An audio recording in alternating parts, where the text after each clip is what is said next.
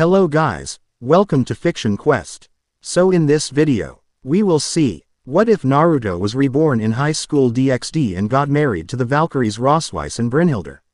If you enjoy these kinds of stories, don't forget to show us some love by hitting the like button and subscribing to the channel. Your support means the world to us. Now, let's start the story. Chapter 1. The Ronin and the Ruin. The rain over Kuo town was a persistent, weary thing, falling in heavy sheets that slicked the asphalt and turned the neon glow of streetlights into blurry watercolors. It drummed a solemn rhythm on the corrugated steel roof of the abandoned warehouse district, a sound that did little to mask the wet, tearing noise echoing from within the largest of the decrepit structures. From her vantage point atop an adjacent building, concealed by a simple but effective illusion of empty air, Tsubaki Shinra adjusted the glasses on her nose. Her gaze was fixed on the scene below, her expression a mask of professional calm that belied the flicker of disbelief in her eyes. Beside her, the rest of Sona Citre's peerage huddled under a shared barrier, their collective attention focused on the one-man demolition crew inside the warehouse. Energy readings are chaotic, Tomo Meguri murmured, her brow furrowed in concentration. It's not demonic, not holy, not draconic. It's something else, something raw, natural. He calls himself a fixer, Saji Genshiro muttered, his usual boisterous energy replaced by grudging awe. More like a walking natural disaster. Down below, the disaster in question, a young man in a simple black jacket with vibrant orange trim, moved with a fluid economy that was terrifying to behold. He was surrounded by 3 stray devils, each one a grotesque fusion of limbs and maws that had once been part of a minor devil's peerage. One was a hulking brute with chitinous plates, another a spindly, arachnid thing that skittered across the walls, and the third a bloated horror that spat corrosive acid. They were high-class strays, a cleanup job that Sona's own team had been preparing to handle before their client had abruptly cancelled, stating they'd hired a specialist. This was the specialist. The hulking stray roared, a sound like grinding rocks, and charged. It was faster than its bulk suggested, its fists like wrecking balls.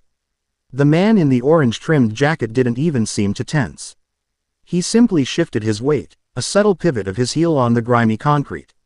The charging fist, aimed to pulverize his head, whistled past his ear. As the monster's momentum carried it forward, the man's hand shot out, not in a punch, but with an open palm that slammed into the creature's sternum.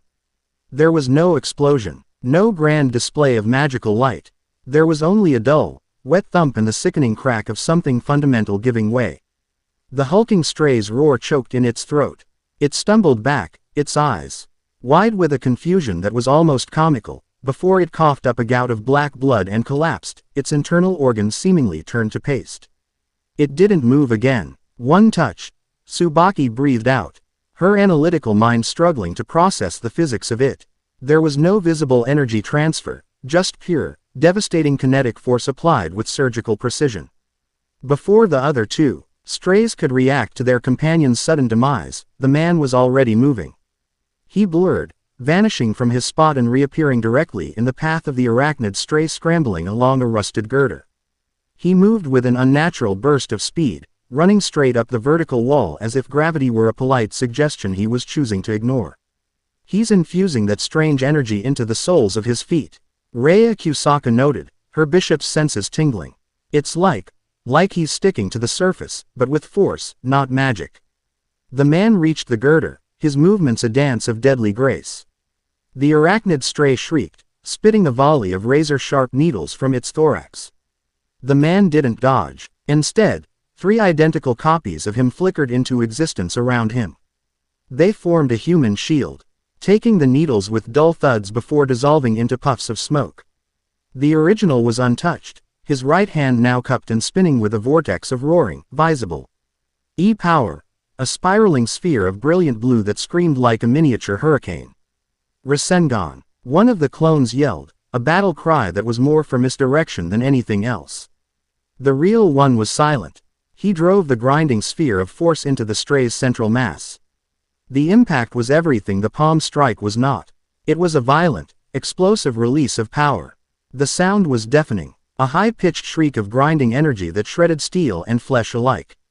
The stray was not thrown back. It was obliterated, its body twisted and torn apart by the vortex until it burst into a shower of black particles. Tsubaki's hands clenched into fists at her sides. She had seen countless spells in her life, from the intricate formulas of the House of Citri to the raw power of a phoenix's flames. This was different. This wasn't a spell. It was a physical manifestation of pure, controlled power, shaped and wielded with the ease of a master craftsman swinging a hammer. The last stray, the bloated one, panicked. It unleashed a torrent of acid, a wide, sweeping spray designed to melt everything in its path.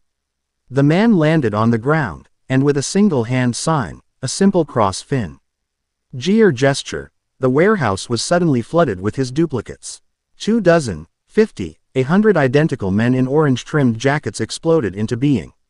They scattered, a chaotic, overwhelming wave. Of bodies that confused the acid spitter, its head whipping back and forth, unsure which was the real target. Is that a sacred gear? Saji asked, his voice a whisper. The ability to create solid clones. No. Sona Citri's voice cut through the comms in their ears, crisp and firm from her command post in the student council room. There is no sacred gear signature. There is no magical circle.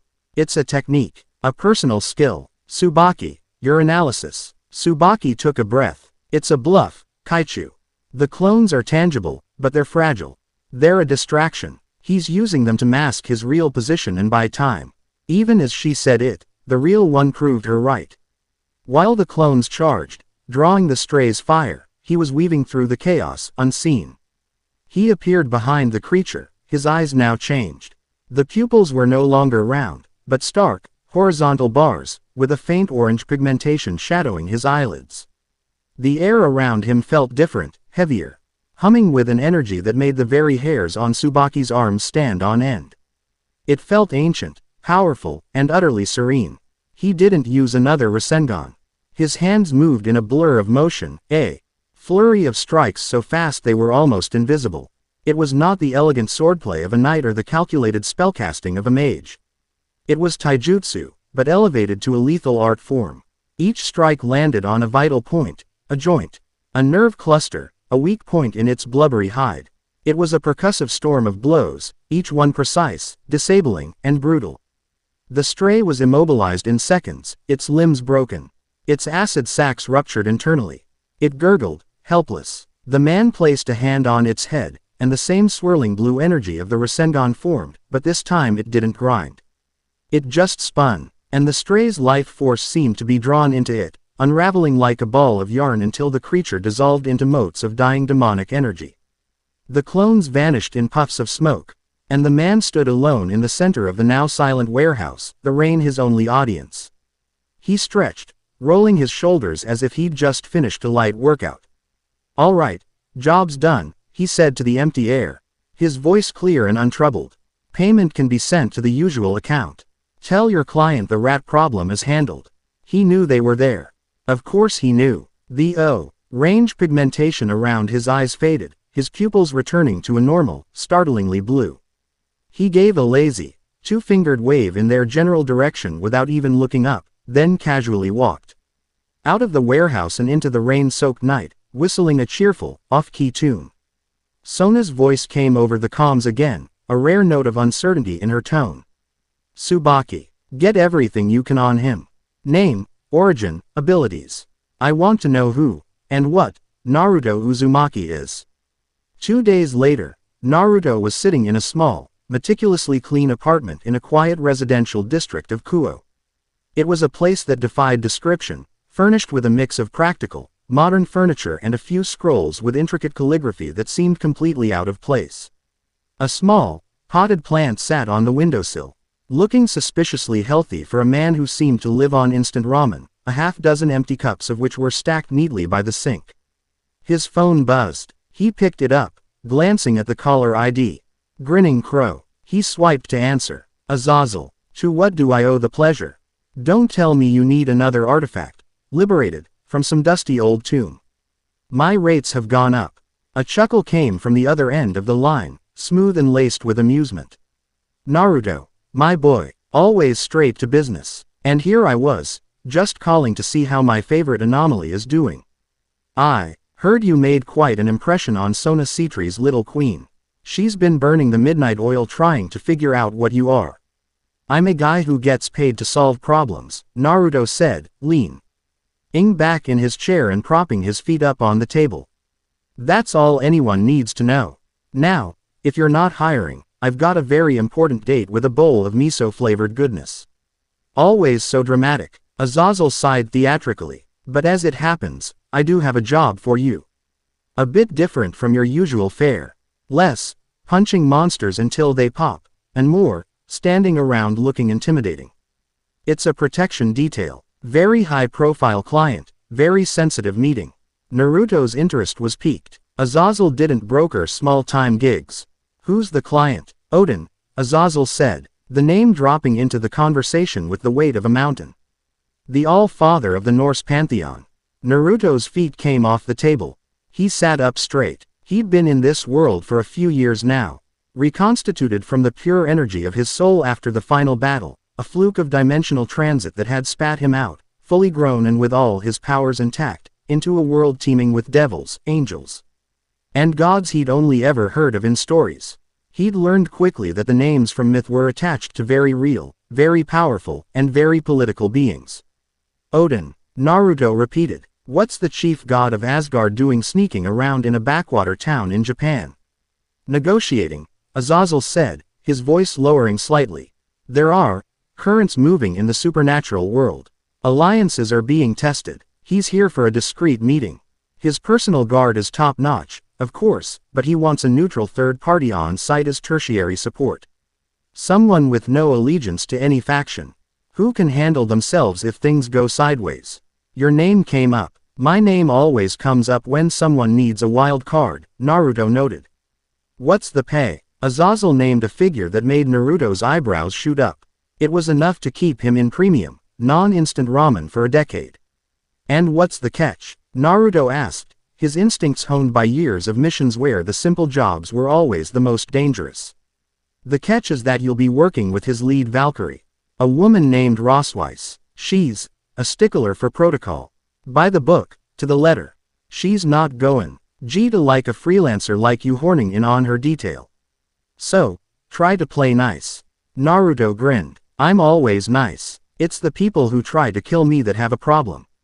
That's what I'm counting on, Azazel said, and the line went dead. The meeting was taking place at the Kuo Grand Hotel, in a private suite on the top floor that had been magically shielded and isolated from the rest of the building. When Naruto arrived, dressed in the same practical black and orange attire, he found the hallway guarded by two imposing women in gleaming silver armor, holding spears that hummed with latent power. They regarded him with cold, professional suspicion. Before they could challenge him, the door to the suite opened. A woman stepped out, and for a moment, Naruto simply took in the sight. She was tall and stunningly beautiful, with long, silver hair that cascaded down her back like a waterfall of moonlight. Her armor was more ornate than the guards, etched with glowing blue runes, and it did little to hide a figure that was both powerful and graceful. Her expression, however, was one of stern disapproval. This had to be Rossweisse. You are the mercenary, Uzumaki, she asked, her voice crisp and formal. Her Japanese was perfect, but carried the clipped accent of someone who had learned it from a textbook. That's me, Naruto said, offering a relaxed smile. You must be Rossweisse. Azazel told me you were in charge. Her violet eyes narrowed slightly, sweeping over him in a critical appraisal that missed nothing, from his worn combat boots to the casual way he held himself. She clearly wasn't impressed. Lord Odin's security is my sole responsibility, she stated, her tone leaving no room for argument. Your presence here is a political necessity, not a tactical one. You will remain outside the primary suite. You will not engage unless directly ordered to by me. You will not speak to Lord Odin. Your role is to be a contingency. Nothing more. Is that understood? Naruto held up his hands in a placating gesture. Loud and clear. Stand in the corner. Look tough. Don't touch anything. Got it. You know, for a Valkyrie, you're not very friendly. A faint flush rose on her cheeks. A mixture of indignation and embarrassment. My disposition is irrelevant. This is a matter of security for the All-Father, not a social gathering. Right, security. Naruto leaned against the wall, crossing his arms. So, who are we expecting? Rogue gods. A dragon with a grudge. I charge extra for dragons. Rossweisse looked as if she'd just bitten into a lemon. Your flippancy is not appreciated. The details of the meeting are classified. All you need to know is that your job is to watch this hallway. She turned on her heel and swept back into the suite, the door closing with a soft, definitive click. Naruto let out a low whistle. Feisty, he muttered to one of the stoic guards, who ignored him completely. He sighed and settled in, letting his senses expand. He closed his eyes, drawing on the natural energy of the world. It was a skill he had perfected far beyond what Jiraiya had ever taught him. He could feel the life force of every person in the hotel, the thrum of the building's electricity. The magical warding woven into the walls of the suite. Inside, he felt three distinct signatures. One was ancient, powerful, and weary, like a dormant volcano, Odin. The second was Rossweisse's, a bright, crackling fire of Norse magic, meticulously controlled. The third was unfamiliar. A devil, but with a strange, almost artificial smoothness to his energy. For an hour, nothing happened. Naruto stayed perfectly still, his relaxed posture a facade for the razor-sharp awareness beneath. He felt the subtle shift in the air a split second before it happened. A pressure, a sudden, draining cold that seemed to sink into the very bones of the building. Inside the suite, Odin's massive energy signature flickered and dimmed, like a bonfire doused with water. Rossweisse's flared brightly in alarm, then also began to gutter. A suppression field, Naruto's mind supplied instantly, targeting divine and demonic energy. His own power, drawn from the natural world, was affected, but only slightly. It felt like trying to breathe through a thick cloth, difficult, but not impossible. For beings like Odin and Rossweisse, whose very essence was tied to their divine nature, it must feel like suffocating.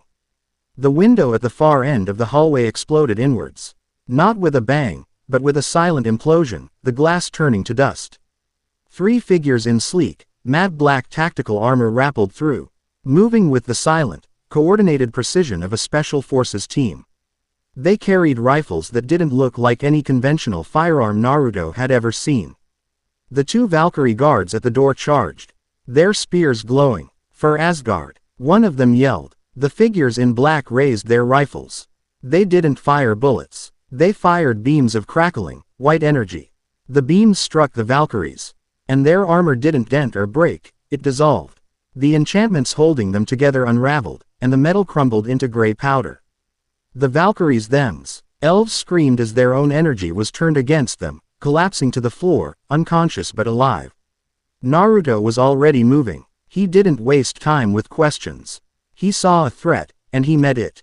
He crossed the distance of the hallway in a blink, his fist cocked back. The lead soldier turned, its helmeted face a blank mask. It was fast, raising its rifle to block. Naruto's punch connected with the weapon. The rifle, made of some advanced alloy, bent in half with a sharp crack. The soldier was thrown back, slamming into the wall with enough force to crack the plaster.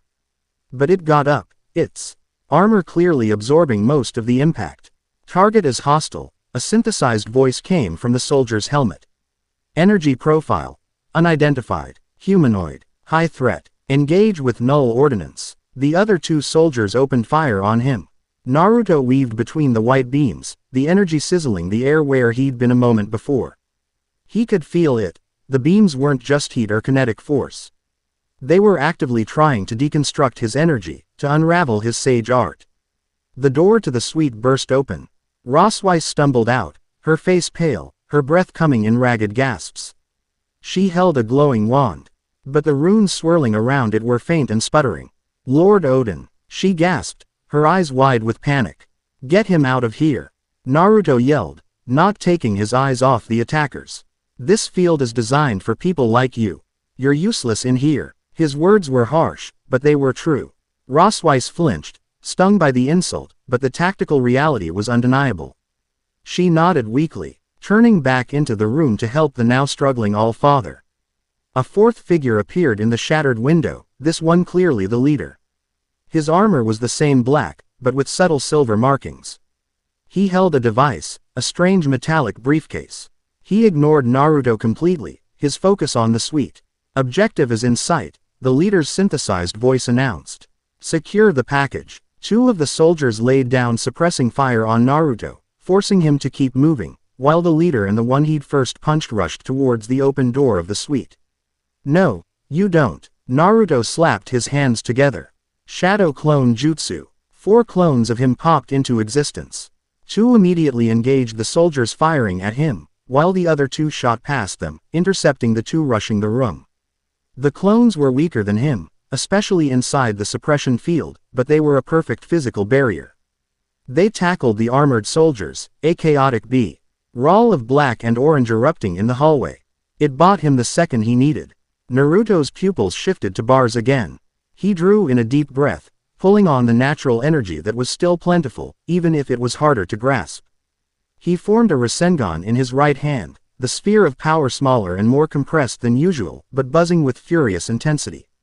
He charged the leader. The man was fast, dropping the briefcase and drawing a wicked-looking combat knife that glowed with the same white, unraveling energy. He met Naruto's charge, his movements efficient and deadly. It was like fighting a machine. Every block was perfect, every counter-strike aimed at a vital point. But Naruto wasn't a machine. He was chaos. He feinted with the Rasengan, drawing the leader's block, then spun.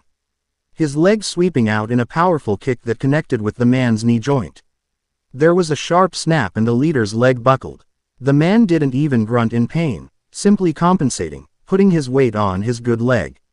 Naruto pressed his advantage, the Rasengan driving forward. The leader brought his knife up, intending to stab Naruto's arm, but Naruto was faster. He slammed the NNING sphere of energy directly into the leader's chest. The impact was immense. The advanced armor sparked and hissed, the null energy fighting against the raw, natural power of the Rasengan. For a second, they were at a stalemate. Then, with a scream of tortured metal, the chest plate shattered. The leader was blasted off his feet, flying down the hallway and smashing through the wall at the far end, disappearing into one of the hotel rooms beyond. The remaining soldiers, seeing their leader fall, didn't panic. They simply changed tactics. One of them tossed a small, metallic disc onto the floor. Retrieval complete. Purging. Its voice said. The disc emitted a blinding flash of white light and a wave of concussive force. Naruto's clones dissolved instantly. He braced himself, crossing his arms in front of his face. The sage art cloak of natural energy protecting him from the worst of it. When the light faded, the soldiers, and the briefcase, were gone. All that remained was the unconscious leader buried in the wall and the lingering, sterile scent of ozone and null energy. Silence descended, broken only by the distant sound of approaching sirens. Naruto let out a shaky breath. His reserves were lower than he expected. Fighting in that field had been like trying to run a marathon underwater. He turned back to the suite. The scene inside was one of quiet humiliation. The devil negotiator was gone, having clearly fled. Odin, the great All-Father, was leaning heavily on a gilded staff, his one good eye blazing with a fury that was both majestic and terrifying. His grand robes were disheveled, and his breathing was heavy.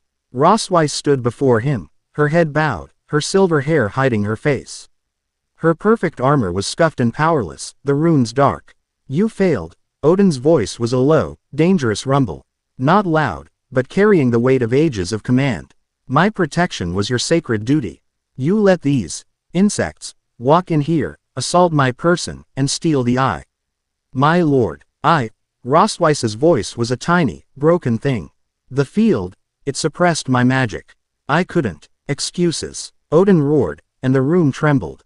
A true Valkyrie finds a way. Or she dies trying. You did neither. You stood by, helpless, while a human mercenary did your job for you.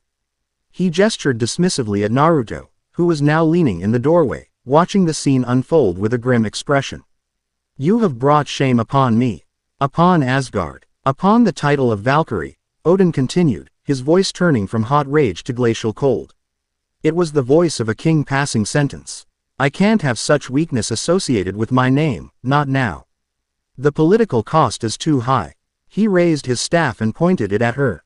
Rossweisse, for your failure to protect the All-Father, and for the loss of a sacred treasure of Asgard, I hereby strip you of your rank. I cast you out. You are no longer a Valkyrie. You are no longer a citizen of Asgard. You are nothing. The Remainen. G runes on Rossweisse's armor flickered one last time and died. The armor itself seemed to lose its celestial light, turning into dull, mundane metal before dissolving into particles of light, leaving her in the simple, dark tunic she wore beneath. She swayed on her feet, a single, choked sob escaping her lips. It was the sound of a life's purpose being shattered. Odin didn't even give her a second glance. He straightened himself, his divine presence beginning to reassert itself as the suppression field dissipated completely.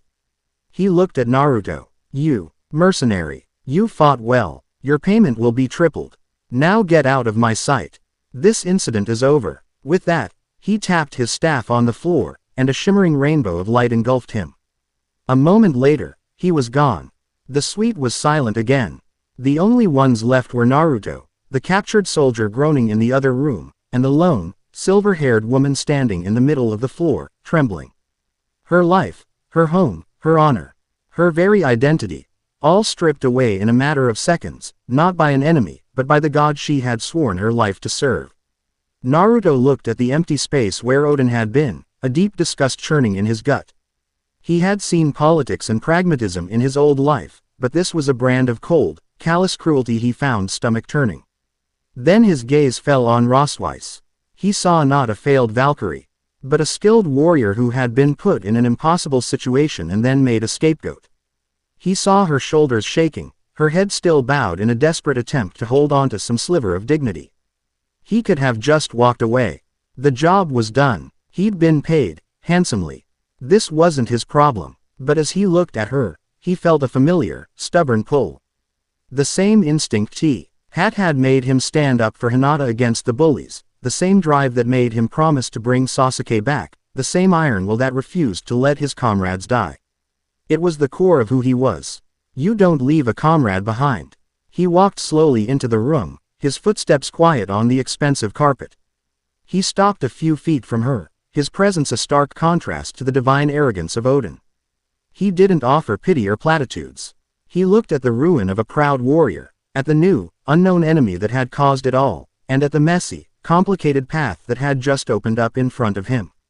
This was more than just a job gone wrong. It was the start of something new, something dangerous, and he was standing right in the middle of it. Chapter 1 End. Chapter 2. A Hearth for the Shield Maiden. The aftermath in the trashed hotel suite was a pocket of profound silence, a vacuum where the violence had been. The air was thick with the scent of ozone and shattered plaster, a sterile, chemical smell that clung to the back of the throat. Naruto stood in the doorway, a solitary figure amidst the quiet chaos, his gaze fixed on the spot where Odin had vanished in a blast of arrogant, rainbow-hued light. The act had left a lingering taste of disgust in his mouth, sour and unwelcome. Gods, devils, angels, he'd learned in his few years here that for all their power, they were oft and just as petty and cruel as any human daimyo he'd read about. Often, more so, his attention shifted back to Rossweisse. She hadn't moved. Her hands were clenched at her sides, her knuckles white. Shimmering particles of her dissolved armor still hung in the air around her like mournful dust motes, a ghostly echo of the identity that had just been executed without trial. She was a statue carved from shock, her silver hair a veil hiding whatever expression was on her face. The distant wail of sirens grew closer, a shrill, human sound intruding on the supernatural desecration. That was their cue. He ignored Rossweisse for a moment, his focus shifting to the more immediate problem. He walked past her, his boots crunching softly on unseen debris, and into the adjoining room where the Eggie's leader had been blasted through the wall. The man was slumped in a heap of drywall and splintered wood, his helmet cracked, revealing a sliver of a pale, sweat-sheened face. He was unconscious, his breathing shallow. His advanced armor was a wreck, the chest plate a mangled ruin where the Rasengan had hit. It was a testament to the suit's quality that the man was alive at all.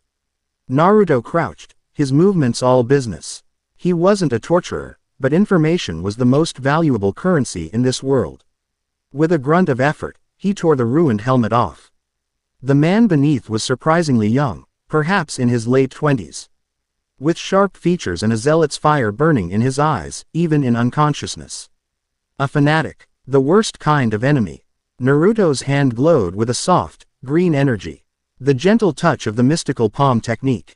He wasn't healing the man, merely stabilizing him enough to wake him for a few crucial seconds. The soldier's eyelids fluttered open, his gaze hazy before locking onto Naruto's face. A snarl of pure, unadulterated hatred twisted his lips. Supernatural filth, he rasped, his voice rough. Nice to meet you, too, Naruto said calmly, his face impassive. Your friends left you. They took a briefcase but left their leader. Doesn't seem like a great trade. Who are you? The man spat a wad of blood that landed near Naruto's boot. I am a soldier of the aegis of humanity. I die for the liberation of my species. Liberation? By attacking hotel rooms and stealing old trinkets. We are freeing humanity from the shackles of you parasites, the soldier hissed, his eyes blazing. You gods, you devils, you play your games, and our world is the board. You are a cancer. We are the cure. The conviction was absolute. There was no room for debate in that mind, no space for compromise. This wasn't about territory or power, it was a crusade. Naruto had seen that look before, in the eyes of men who believed their cause was so righteous it justified any atrocity. It was the most dangerous look in the world. Who sent you? Who's your target inside? Naruto pressed, knowing he only had seconds. The soldier just laughed, a wet, gurgling sound. The All-Father, bleeding. The Valkyrie, broken. A good day's work. We will purge you all. His eyes rolled back in his head as he lost consciousness again. Naruto sighed, standing up. So much for that. A single, focused hand sign and a whisper of, shadow clone, was all it took.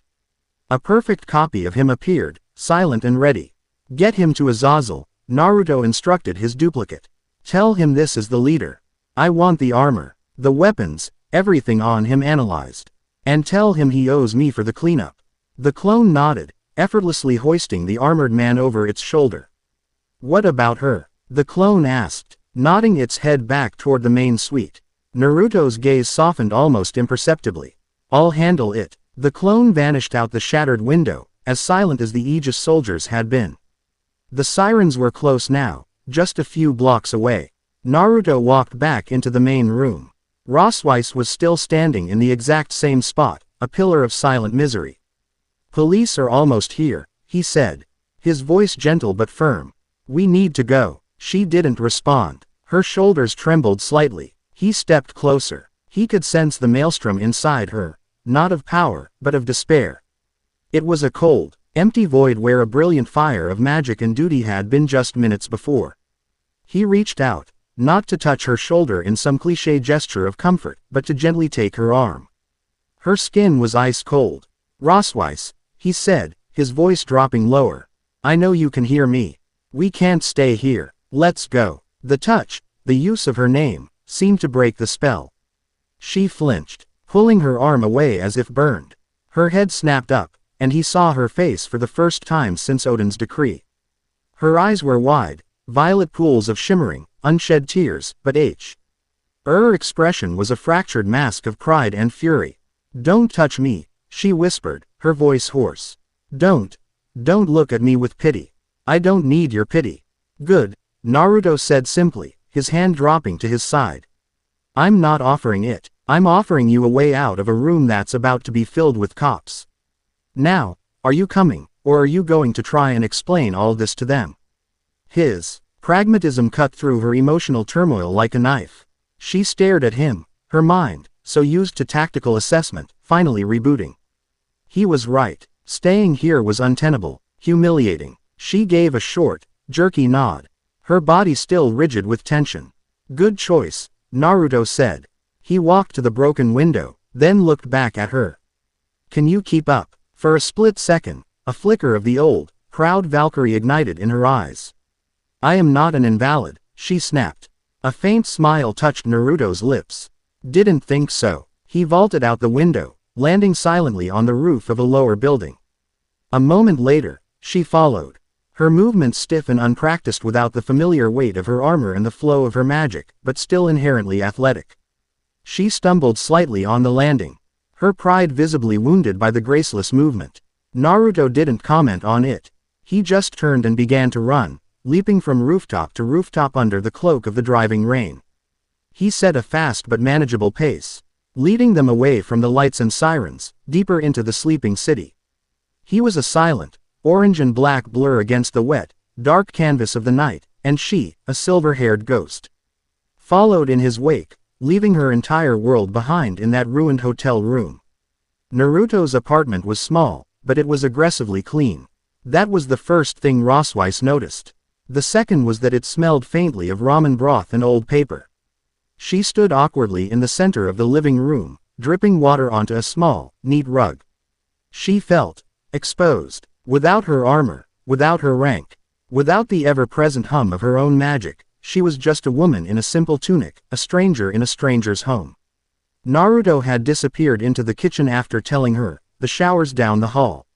There are clean towels." He hadn't waited for a reply. He was already making noise, the sound of a cupboard opening, a kettle being filled. She didn't move. Where was she supposed to go? What was she supposed to do? Asgard was gone. Her home, her career, her savings, all tied to a status that no longer existed. Odin's decree was absolute. To the Norse world, she was effectively a ghost. Her life's work, decades of study to become the top Valkyrie, a prodigy of Norse magic, all erased by one old man's wounded pride. The sheer, staggering injustice of it was a physical weight, pressing down on her chest, making it hard to breathe. The kettle began to whistle, a shrill, mundane sound that was utterly alien to her. Naruto reappeared, holding 2 steaming cups of instant ramen. He pushed one into her hands. The warmth of the cheap styrofoam cup seeped into her frozen fingers. "Miso pork," he said. "It's the best kind. Eat, you'll feel better." She stared down at the cup as if it were a foreign artifact. Food. He was offering her food. Not a debriefing, not an interrogation, not a lecture. Just noodles. The absurdity of it, the simple, human gesture in the face of her cosmic despair, was what finally broke her composure. A single tear escaped, tracing a hot path down her cold cheek before splashing onto the lid of the cup. She quickly wiped it away, mortified. "I don't want your charity," she said, her voice tight. Naruto had already sat down at his small dining table and was expertly peeling the lid off his own cup. He didn't look at her. "It's not charity, it's fuel. We got attacked by a well-organized, technologically advanced enemy who can neutralize gods. I gotta look at their leader, and he's not the type to give up. They'll be back, and when they are, I'd rather not be fighting them on an empty stomach. You should feel the same." He started eating, slurping the noodles without a hint of self-consciousness. His logic was infuriatingly sound. He wasn't comforting her. He was treating her like a soldier after a lost battle. There was no pity in his eyes, only a pragmatic assessment of the situation. Slowly, her hands trembling, she peeled the lid off her own ramen cup. The steam rose, carrying the salty, savory scent. She hadn't eaten a meal prepared by a human since, she couldn't even remember. She took a tentative bite. It was hot, salty, and surprisingly good. She ate another, then another, the simple act of consumption a grounding force in the chaos of her mind. They ate in silence for a few minutes, the only sound, the slurping of noodles and the drumming of the rain against the window. When she was halfway done, she finally found her voice again. "Why?" she asked, her voice quiet. "Why bring me here? Your job was over. You were paid. You could have walked away." Naruto finished his last noodle, then drank the broth straight from the cup before setting it down with a satisfied sigh. He finally met her gaze, his blue eyes clear and direct. "A few reasons," he said, ticking them off on his fingers. 1. Leaving you there to deal with the cops and the hotel mess seemed like a jerk move. 2. I don't like bullies. And that stunt Odin pulled was a prime example. Throwing away a loyal soldier to save face as garbage leadership. He paused, his expression turning more serious. And 3. I meant what I said. Those guys, the Aegis. They're a problem. A big one. They took down Odin's personal guard and nearly got to him. They have technology that can neutralize divine beings. I'm a mercenary, yes, but I live in this world. A fanatical human army that wants to purge all supernatural beings is bad for business. It's bad for everyone." He leaned forward, his gaze intense. "That soldier I captured, He called us parasites. A cancer. You don't reason with that. You stop it. And right now, I don't know how. Their tech is beyond me. But you're a master of Norse magic. A scholar. You understand the theory behind the power they're trying to unravel. You saw what it did to your own spells. You're not a liability, Rossweisse. You're the foremost expert on the subject. She stared at him, speechless. He wasn't trying to save a damsel in distress. He was trying to recruit a specialist. He saw her not as a broken, disgraced woman, but as a strategic asset. He was offering her a purpose, wrapped in the blunt, practical language of a mission briefing. But her pride, the last tattered remnant of the Valkyrie she had been, still smarted. So you want to hire me? The disgraced failure. The words were bitter on her tongue. I don't want to hire you, Naruto said, shaking his head. I want to partner with you. Equal partners. We figure out who these Aegis guys are, what they want with that stolen thing, and how to stop them. We take jobs, we split the profits 50-50. You get a place to stay, a new purpose, and a chance to get back at the people who ambushed you. I get a brilliant Cal expert who can cover my back and help me understand an enemy I can't just punch into submission.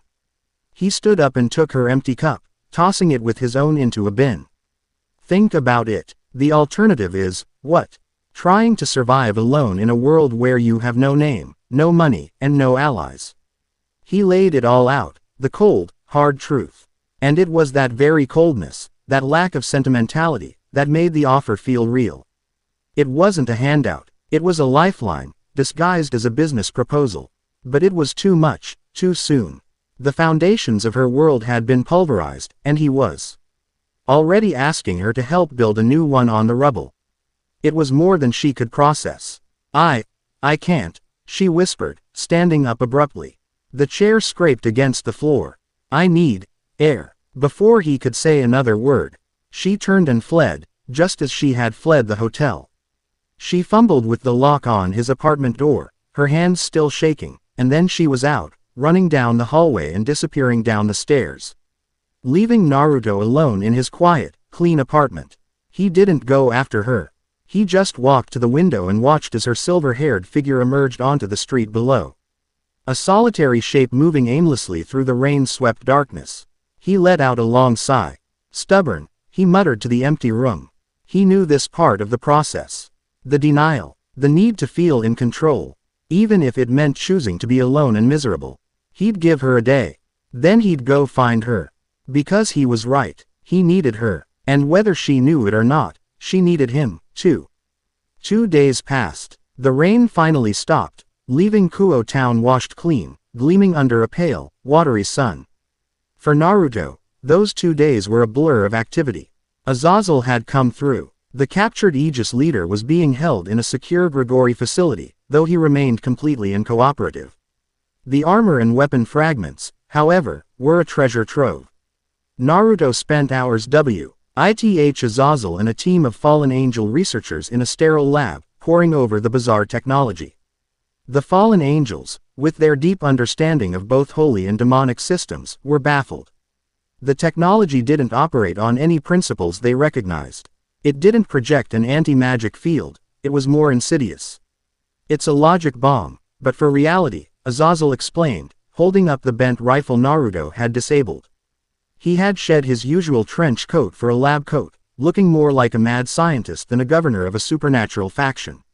Supernatural beings like us, our power comes from a source that defies conventional physics. It's based on faith, lineage, concepts, divinity. This technology, it seems to project a field that aggressively enforces the laws of the mundane, physical world. Inside that field, a god is just a man, and a spell is just wishful thinking. We're calling it a logic weave. Naruto held a piece of the shattered armor plating. With his sage mode, he could feel the ghost of the energy that had powered it. It felt empty, sterile. It was the absence of everything he understood about power. So how do we fight it? Azazel shrugged, a gesture of genuine uncertainty. That's the million-soul question. Brute force, like your Rasengan, seems to work. The sheer density of natural energy overwhelms the logic and smashes the hardware. But that's a reactive solution. To fight them strategically, we need to understand the language they're using to rewrite reality. And for that, you need a top-tier magical theoretician. Someone who knows the foundational rules so well they can see how they're being broken. His eyes met Naruto's, and the unspoken name hung in the air between them, Rossweisse. Odin's already named her a traitor and an exile, Azazel said. His tone casual but his eyes sharp. He's spreading a version of the story where she was incompetent, perhaps even complicit.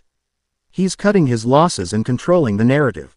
Nasty piece of work, that old man. It means no one in Asgard will help her. She's completely alone. Naruto's jaw tightened. Yeah, I know. He left the lab shortly after, the problem clearer than ever in his mind. This wasn't just about revenge or justice anymore. The Aegis was an existential threat, and Rossweisse held a piece of the puzzle to defeating them. He went back to his apartment, closed his eyes, and sank into the stillness of sage mode. He expanded his senses, filtering out the noise of the city, the cars, the chatter, the thrum of a million lives. He was looking for one specific signature. It was weaker now, frayed at the edges, a flickering candle in a storm. He felt the cold spike of her despair, the bitter tang of her anger, the deep, hollow ache of her loss. It was a beacon of misery. He found her in a place that was both surprising and perfectly logical, the Kuo Town Library. She was tucked away in a remote corner of the history section, surrounded by towering shelves of books. She wasn't reading. She was just sitting at a small, dusty carrel, staring at the wood grain of the table. She looked smaller than he remembered, her vibrant silver hair seeming to have lost some of its luster. She was wearing a simple, cheap sweatshirt and jeans she'd clearly bought with what little human currency she'd had. She was trying to disappear, to become just another anonymous person in a quiet, forgotten corner of the world. Naruto approached quietly, his footsteps making no sound on the tiled floor. He pulled up a chair and sat opposite her. She jumped, her head snapping up, her eyes wide with alarm. When she saw it was him, the alarm was replaced by a weary frustration. "What do you want?" she asked, her voice a low hiss, mindful of the library's silence. "Have you come to gloat? To tell me, I told you so?" Quote, "No," he said, his voice equally quiet. He slid a tablet across the table. The screen was lit up with Azazel's preliminary analysis of the logic weave, a complex mess of diagrams and theoretical equations that made Naruto's head spin. "I came to ask for your help." She glanced at the screen, her eyes, the eyes of a scholar, instinctively scanning the data. A flicker of interest, of academic curiosity, crossed her face before she stamped it out, her mask of weary indifference slamming back into place. "I told you, I can't," she said, pushing the tablet back toward him. I am nothing. The knowledge I have is tied to a system I no longer belong to. It's useless. Is it?" Naruto challenged softly. "Does being cast out of Asgard suddenly make you forget how to read runes? Does it erase your understanding of the foundational principles of magic? Or does it just take away your title?" He leaned forward again, his presence filling the small space between them. "Odin didn't take your knowledge, Rossweisse. He didn't take your mind. He just took your job. I'm offering you a new one." He tapped the tablet. "Azazel's best minds are stumped. They can see what it does, but not how. They're hackers trying to understand a divine operating system. But you were a system administrator. You know the source code. I can't do this without you. The world can't afford for me to do this without you." She looked away, her gaze falling on a thick, leather-bound history book on a nearby shelf. Her hands were trembling again. "Why should I care about this world?" she whispered, the words filled with a quiet, venomous despair. "The supernatural world, its gods, they abandoned me. Why should I lift a finger to save them?" "Don't," Naruto said, and the single word made her look back at him, confused. "Don't do it for them. Don't do it for Odin or the devils or any of them. Do it for yourself. Do it because a bunch of fanatics in black armor tried to kill you. And you're not the kind of person who lets that slide. Do it because you're a brilliant scholar, and this is the most challenging magical problem of our generation. Do it because you spent your entire life becoming the best. And you'll be damned if you let it all go to waste sitting in a library, feeling sorry for yourself." His words weren't kind. They weren't gentle. They were a bucket of ice water. Sharp and bracing and utterly devoid of pity. He was challenging her pride, her intellect, her very sense of self. He wasn't offering a shoulder to cry on, he was offering a sword. She stared at him for a long, silent minute. The sounds of the library, the rustle of a turning page, a distant cough, faded into the background. He was right. He was infuriatingly, undeniably right. Wallowing in her own misery was a slow, agonizing form of suicide. The alternative he offered was terrifying, a leap into an unknown future with a man she barely knew, but it was also a future. It was a purpose. Slowly, deliberately, she reached out and pulled the tablet back towards her. Her eyes scanned the complex equations again, but this time, the scholar in her took over. Her brow furrowed in concentration. "This analysis is incomplete," she murmured, her voice stronger now. "They're approaching it as an energy manipulation. They're wrong. It's conceptual. It's not attacking the power. It's attacking the right to have the power." Quote, Naruto smiled. A real, genuine smile. "See, I knew you'd get it." She finally met his gaze, and for the first time, the despair in her eyes was overshadowed by a flicker of her old fire. "I'll help you," she said, her voice firm. "But we do this on my terms." "Name them," he said without hesitation. "A partnership, as you said. 50-50 split of all income. My research is my own. But I will share all relevant findings on the Aegis with you. I am not your subordinate, Uzumaki. We are equals." "Deal," he said instantly. "I wouldn't have it any other way. And one more thing," she added. A faint, stubborn flush on her cheeks. "Teach me how to make that ramen." Naruto blinked, then let out a short, surprised laugh. The sound was warm and genuine in the dusty silence of the library. "Deal," he said again. "Welcome to the team, Rossweisse." The next week transformed Naruto's apartment. What had been a simple bachelor pad became a humming nerve center. Rossweisse, once she had a purpose, was a force of nature. She filled a whiteboard with complex runic formulas and conceptual diagrams, her handwriting a work of art. She drank coffee like it was water and slept in 4-hour bursts. Her mind completely consumed by the problem of the logic weave. Naruto's role was to support and provide. He kept them fed mostly with ramen, though he did teach her the basics, ran errands, and acted as a sensory instrument. He'd enter sage mode and describe the texture and flavor of the Aegis energy residue on the armor fragments, giving her raw data that she, with her academic framework, could translate into theory. They fell into a comfortable, professional rhythm. He was impressed by the sheer power of her intellect, and she was reluctantly impressed by his strange, intuitive grasp of energies and his unwavering focus. He never complained, never pushed her, just trusted her to do her work. That trust was a balm to her wounded spirit, more healing than any words of comfort could have been.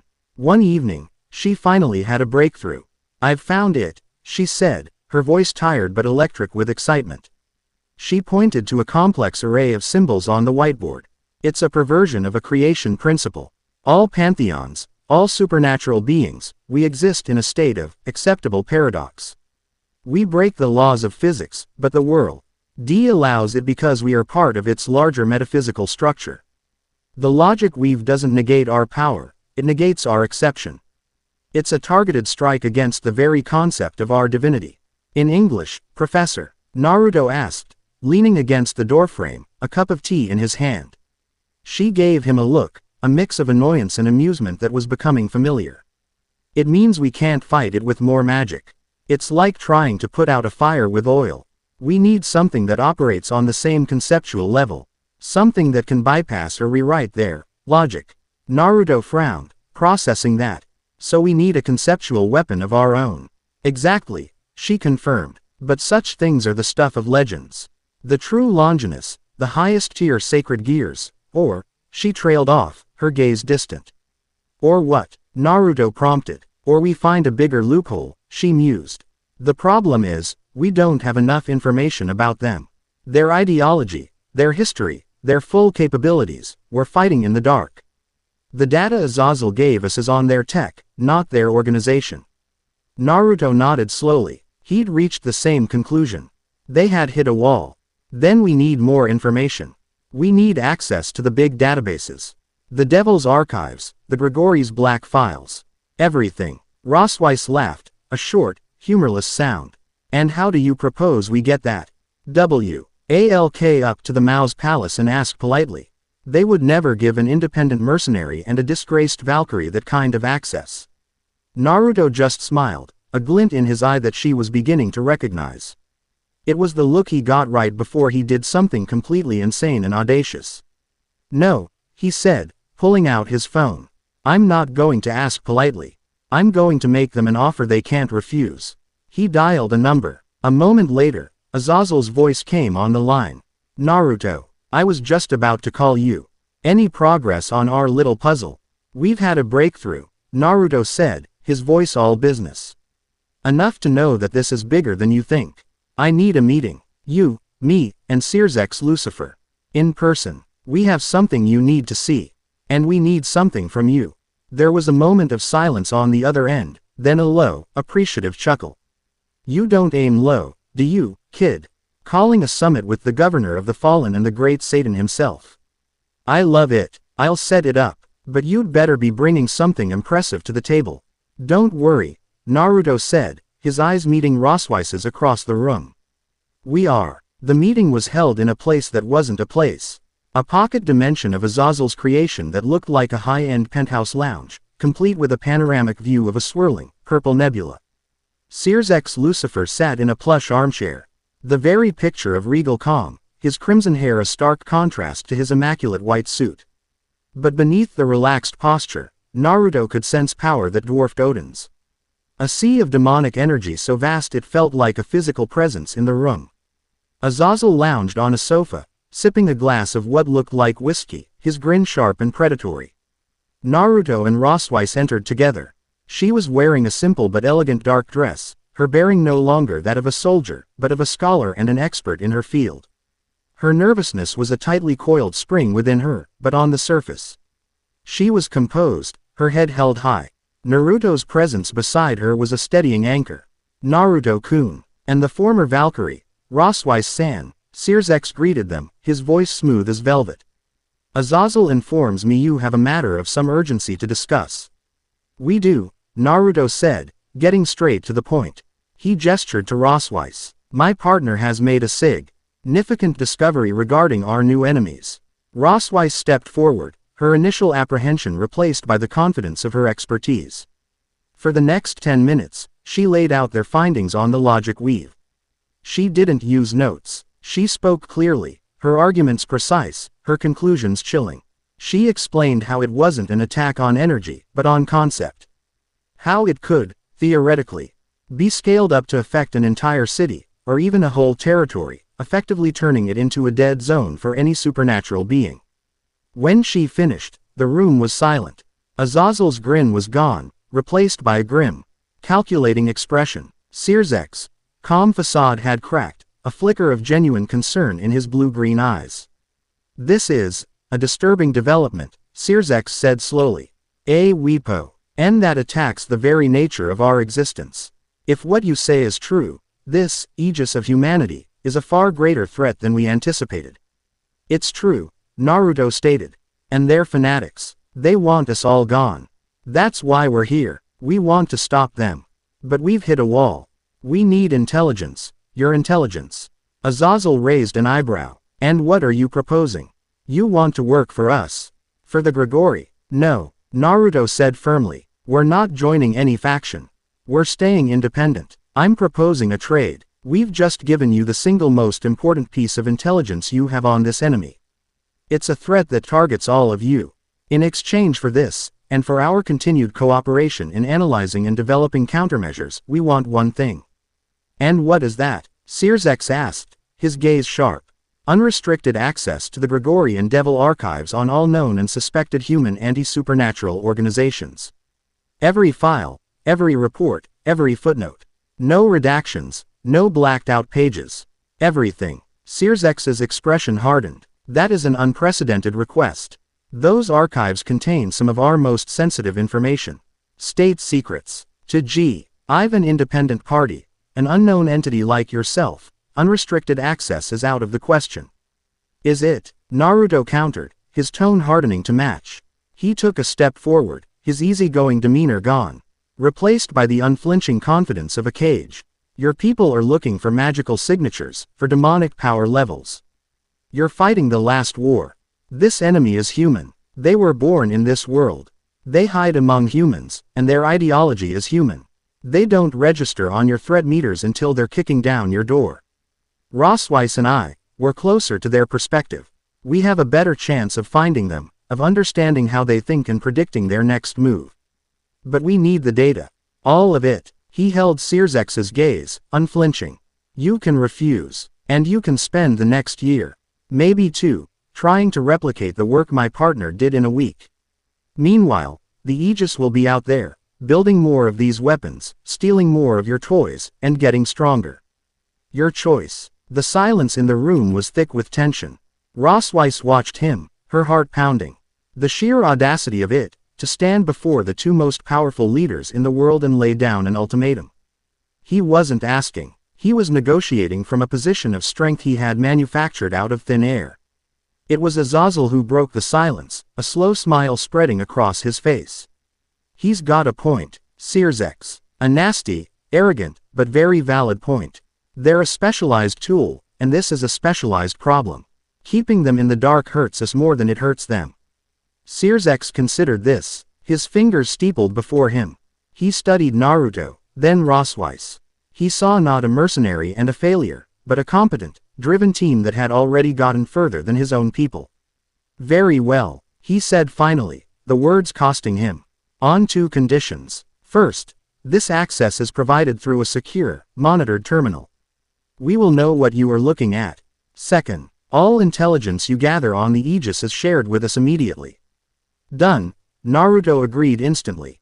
It was more than he'd hoped for. With a wave of his hand, Searzex manifested a small, black crystal. This will grant you access. It is keyed to your energy signatures. Only the two of you can use it. Naruto took the crystal. It was cool to the touch, humming with a faint, contained power. Thank you for your cooperation, he said, the formal words sounding almost mocking in their understatement. Don't thank me, Searzex said, his tone grim. Just find them. Stop them. With a nod, Naruto and Rossweisse turned and left the pocket dimension, stepping back into the mundane reality of his apartment. The moment they were back, Rossweisse let out a breath she didn't realize she'd been holding. Her legs felt weak. I can't believe you did that, she breathed, looking at him with a new sense of awe.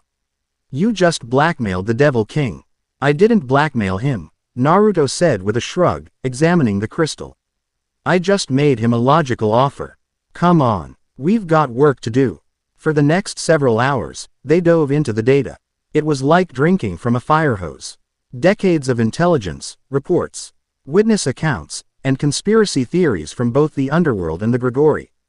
Naruto used a dozen clones to read through the mountain of text files, while Rossweisse focused on anything with a hint of magical or conceptual theory. It was late, the city outside quiet, when Rossweisse made a sound, a sharp intake of breath. Naruto, look at this. He came over, peering at her screen. She had pulled up a file that was little more than a fragment, a footnote in a centuries-old Grigori report on containing mythological threats deemed too powerful or unstable. Most of it was redacted. But one passage was clear. Subject's unique property, designated, Warnemung, allows for the perception of conceptual truth. It is not mind reading, but an innate ability to see past all forms of deception. Be it magical, psychological, or conceptual. The subject's gaze can reportedly perceive the truth of a soul. In theory, this would be the perfect counter to conceptually based weaponry or illusions, as it would perceive the underlying reality. Conceptual truth, Naruto murmured, his mind immediately connecting it to Rossweisse's explanation of the logic weave.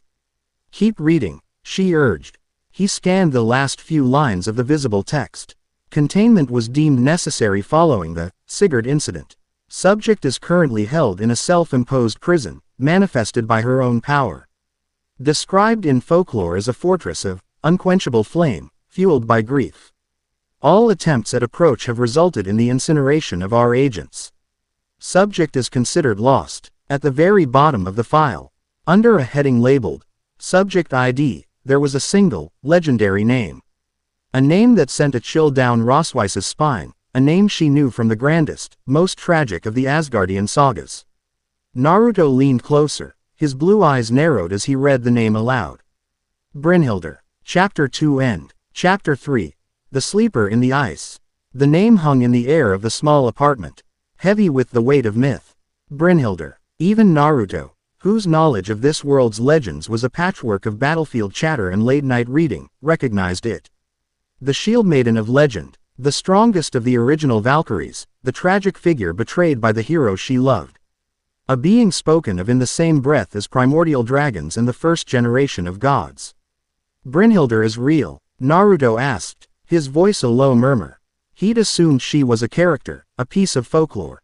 Rossweisse's expression was one of profound awe, mixed with a healthy dose of academic terror.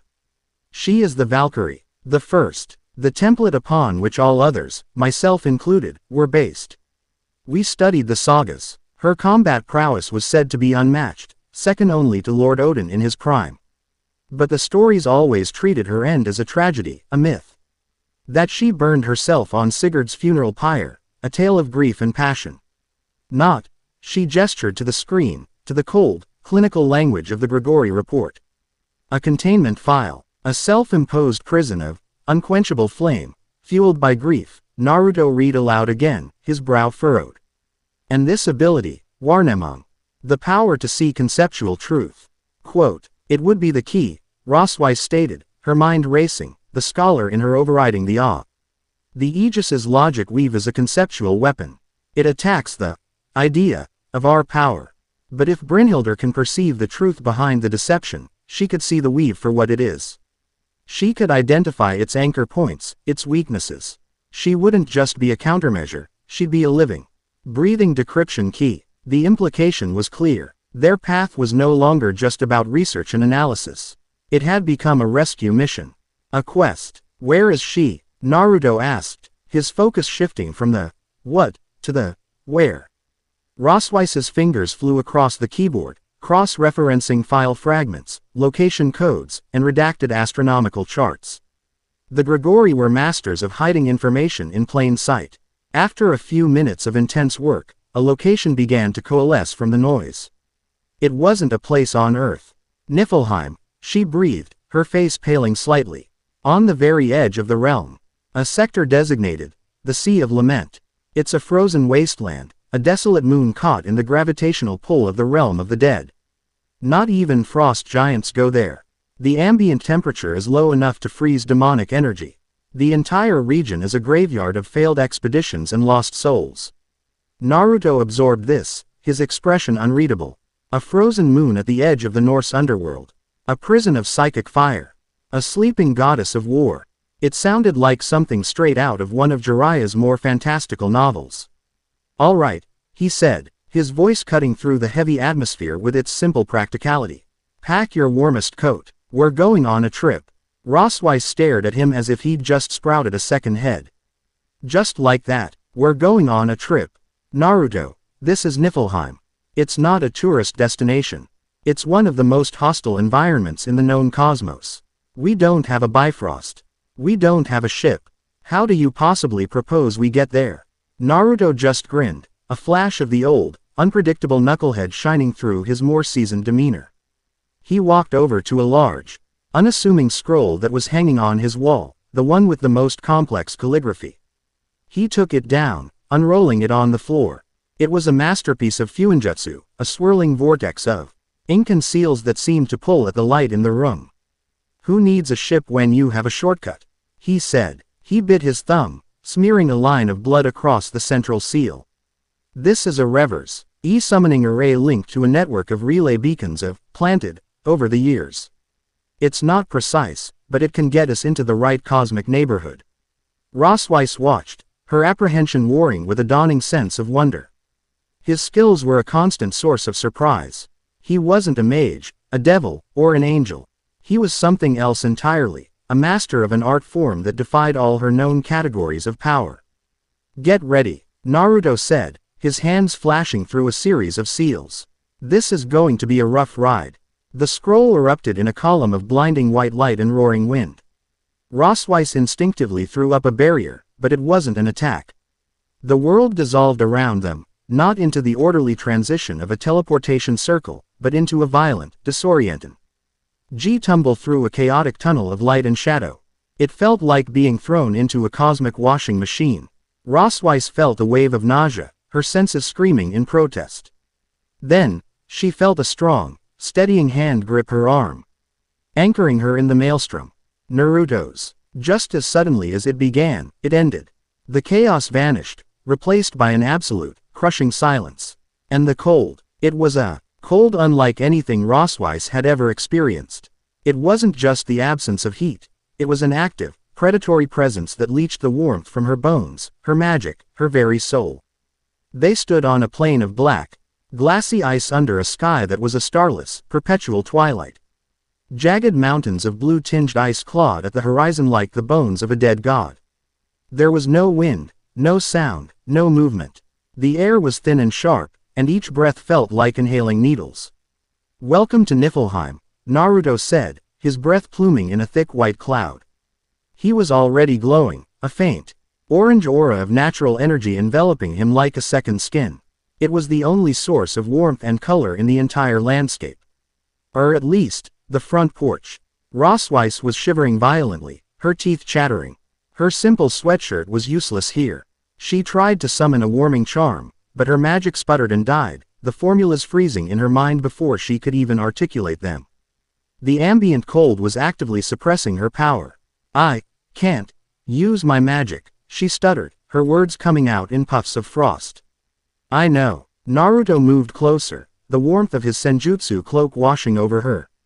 It felt like stepping into the sun after an age in a freezer. He took off his own black and orange jacket and draped it over her shoulders. It was absurdly warm, humming with his energy. This place devours conventional energy. Demonic, holy, magical, it's all on the menu. But sage art is different. It draws from the world itself. And even out here, in the dead spaces between realms, nature still exists. She pulled the jacket tighter around herself, a fragile barrier against the oppressive cold. The sheer scale of the desolation was overwhelming. The Grigori File S.8 her prison was on a moon called Lament. How do we find it?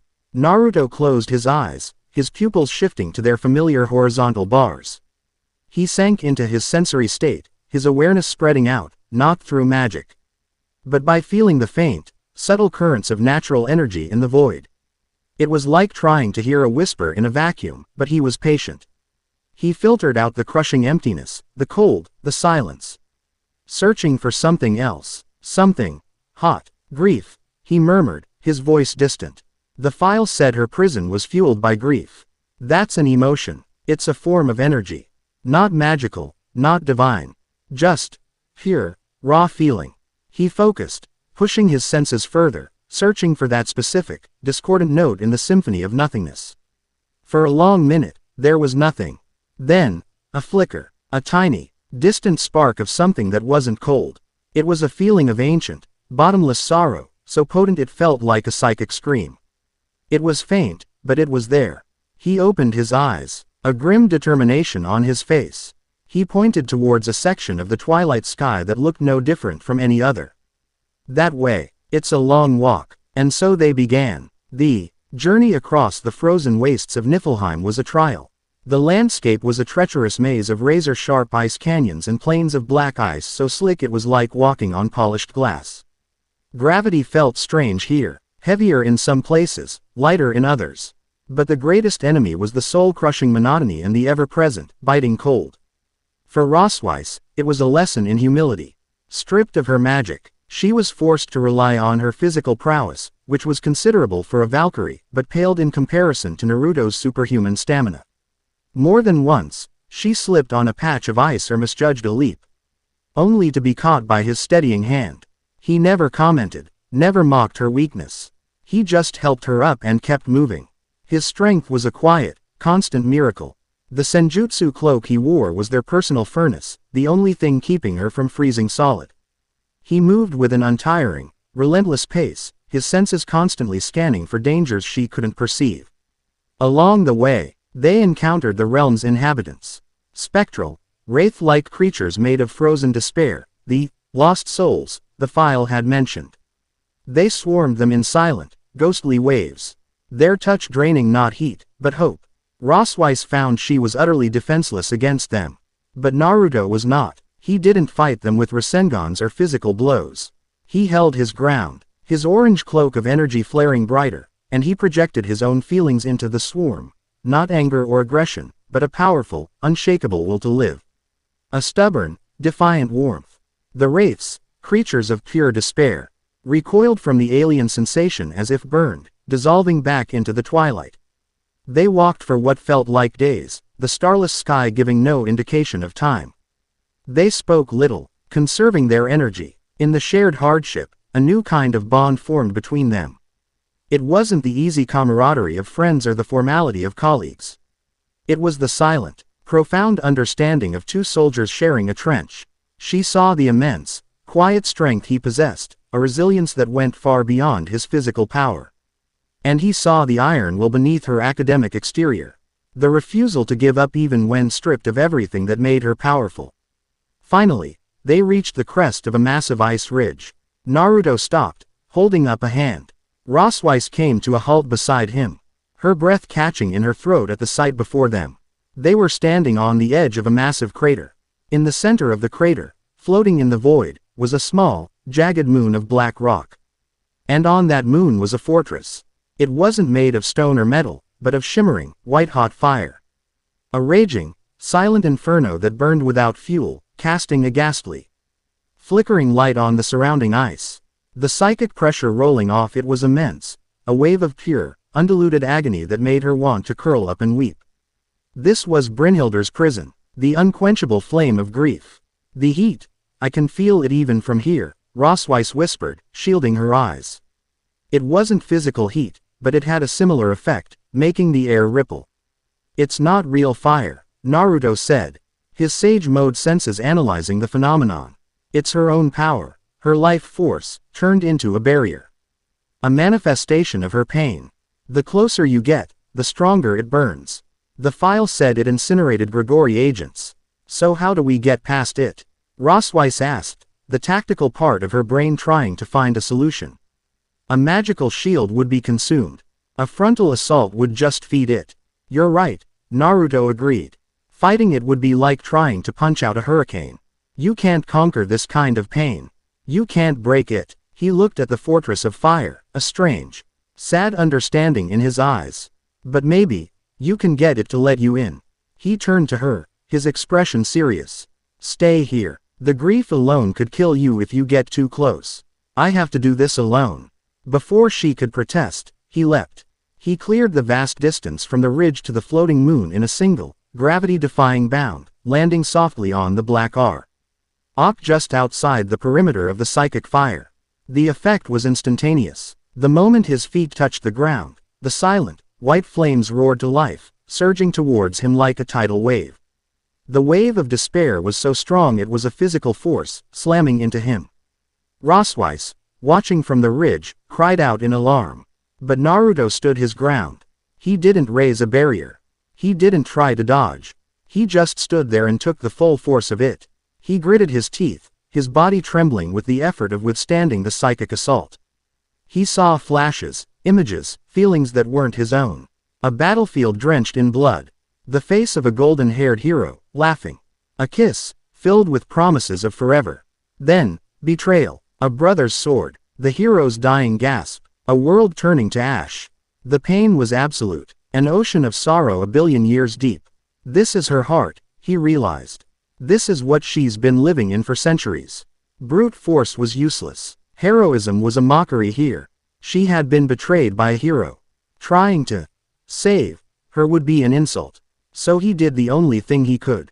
He let go. He dismissed the sage art cloak, his last layer of protection. He dropped his guard, opened his mind, and let the fire of her grief wash over him, into him. And as it did, he didn't fight it. He reached deep inside himself, past the warrior, past the cage, past the hero of the Fourth Great War. He reached for his own scars. He projected his own memories, his own pain, into the fire. He showed her the loneliness of a child ostracized by an entire village. The low ache of looking at the Hokage monument, at a father he'd never known.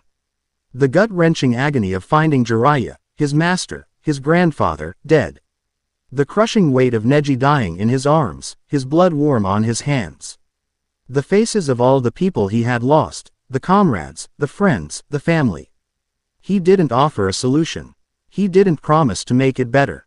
He simply said, with the raw, silent language of the soul, "I know. I understand. You are not alone in this." He shared his grief. He offered not a cure, but communion. From her vantage point, Rossweisse watched in stunned silence. The roaring, white-hot flames, which had been crashing against Naruto like waves against a cliff, suddenly stilled. The psychic pressure lessened. The inferno didn't vanish, but it parted. It drew back from him, creating a narrow, winding path of clear black rock that led to the heart of the fortress. It was an invitation. Naruto took a deep, shuddering breath, the psychic feedback leaving him drained and trembling. He looked back at Rossweisse on the ridge, gave her a small, reassuring nod, and then turned and walked down the path of his own making, into the heart of the sorrow. The inside of the fortress was a cavern of crystalline grief. The air was still and heavy. At the very center, on a throne carved from the same black, glassy rock as the moon itself, sat a woman. She was the most beautiful and terrifying being Naruto had ever seen. Her hair was the color of spun gold, so long it pooled around the base of the throne. She wore ancient, exquisitely crafted Valkyrie armor of silver and gold, untarnished by time. Her eyes were closed, and her face was a mask of serene, perfect tragedy. A legendary sword lay across her lap, its edge still keen enough to split a shadow. This was Brynhildr. She looked not like a prisoner, but a queen asleep on her throne. As Naruto approached, her eyes slowly opened. They were the color of a winter sky, a piercing, crystalline blue that seemed to see not his face, but the very marrow of his soul. This was the gaze of Warnemung. "Another fool has come to my tomb," she said, her voice a low, melodic resonance that hadn't been used in centuries. It held no anger, only a profound, bottomless weariness. "Have you come to rescue me, little hero? To break my curse with a kiss or a feat of arms? To claim the legendary Brynhildr as your prize?" Her words were laced with a cynicism so deep it was a physical part of her. "No," Naruto said, his voice quiet but steady. He stopped a respectful distance from the throne. "I'm not a hero, and you're not a prize." She raised a delicate eyebrow, a flicker of surprise in her ancient eyes. "Then why are you here? Why did you show me that? Your pain." "It was an offering." "For what?" "Because I needed you to listen." Naruto said simply. "My name is Naruto Uzumaki. And I need your help." He didn't embellish. He didn't posture. He just told her the truth. He told her about the aegis of humanity, about their logic weave, about the threat to a world she no longer knew. He explained their theory, that her ability to perceive truth could be the key to defeating this new enemy. He laid it all out, not as a quest for her to join, but as a problem he couldn't solve alone. When he finished, she was silent for a long time. The crystalline cavern seemed to hold its breath. "A war against the gods," she said finally, a faint, mirthless smile touching her lips. "Humanity has grown bold in my absence. And you want me to help save the very beings I have come to despise. The petty, squabbly, children who play with mortal lives as if they were toys. Why should I?" "I already told you," Naruto said. "Don't do it for them. Do it because you're a warrior, and this is a fight worth fighting. Do it because you've been sitting in this cage of your own making for too long. Your grief is a part of you, I get that. But it doesn't have to be the only part. You can honor the dead by living, not by dying alongside them." His words struck a chord. He wasn't dismissing her pain. He was acknowledging it as a part of a whole, not the entirety of her being. It was a concept she hadn't considered in millennia. She looked at him then, her gaze sharpening, the Warnemung, focusing on him with an intensity that felt like a physical touch. She saw everything. The nine-tailed fox sealed within him. A being of immense power and loneliness. The souls of his parents, a ghostly imprint of love and sacrifice. The echoes of 1,000 battles, the scars on his soul that mirrored her own. She saw a life defined by loss, but also by an insane, stubborn refusal to be broken by it. He wasn't a shining hero like Sigurd. He was something else. Something stronger. He was kintsugi, the Japanese art of repairing broken pottery with gold. He was a tapestry of repaired cracks, more beautiful and resilient for having been shattered. You are an anomaly, she breathed, her voice filled with a new, strange wonder. You walk in shadow, yet you carry the sun inside you. You have lost so much, yet you have not allowed the loss to become your identity. She stood up from her throne, the movement as fluid and graceful as a striking serpent. She was taller than him, a being of imposing, divine beauty. She picked up her sword, its weight familiar in her hand. The world has changed, she said, her voice resonating with a newfound decision. Perhaps it is time I changed with it. She looked past him, her gaze seeming to pierce through the walls of her prison, all the way to the ridge where Rossweisse waited. You did not come alone. You brought one of my descendants. She's my partner, Naruto corrected gently. Brynhildr's faint smile returned, this time with a hint of genuine warmth. A partner. Interesting. She took a step, and then another, walking away from her throne of sorrow for the first time in ages. The crystalline cavern around them began to tremble. This fortress is tied to my will, she explained.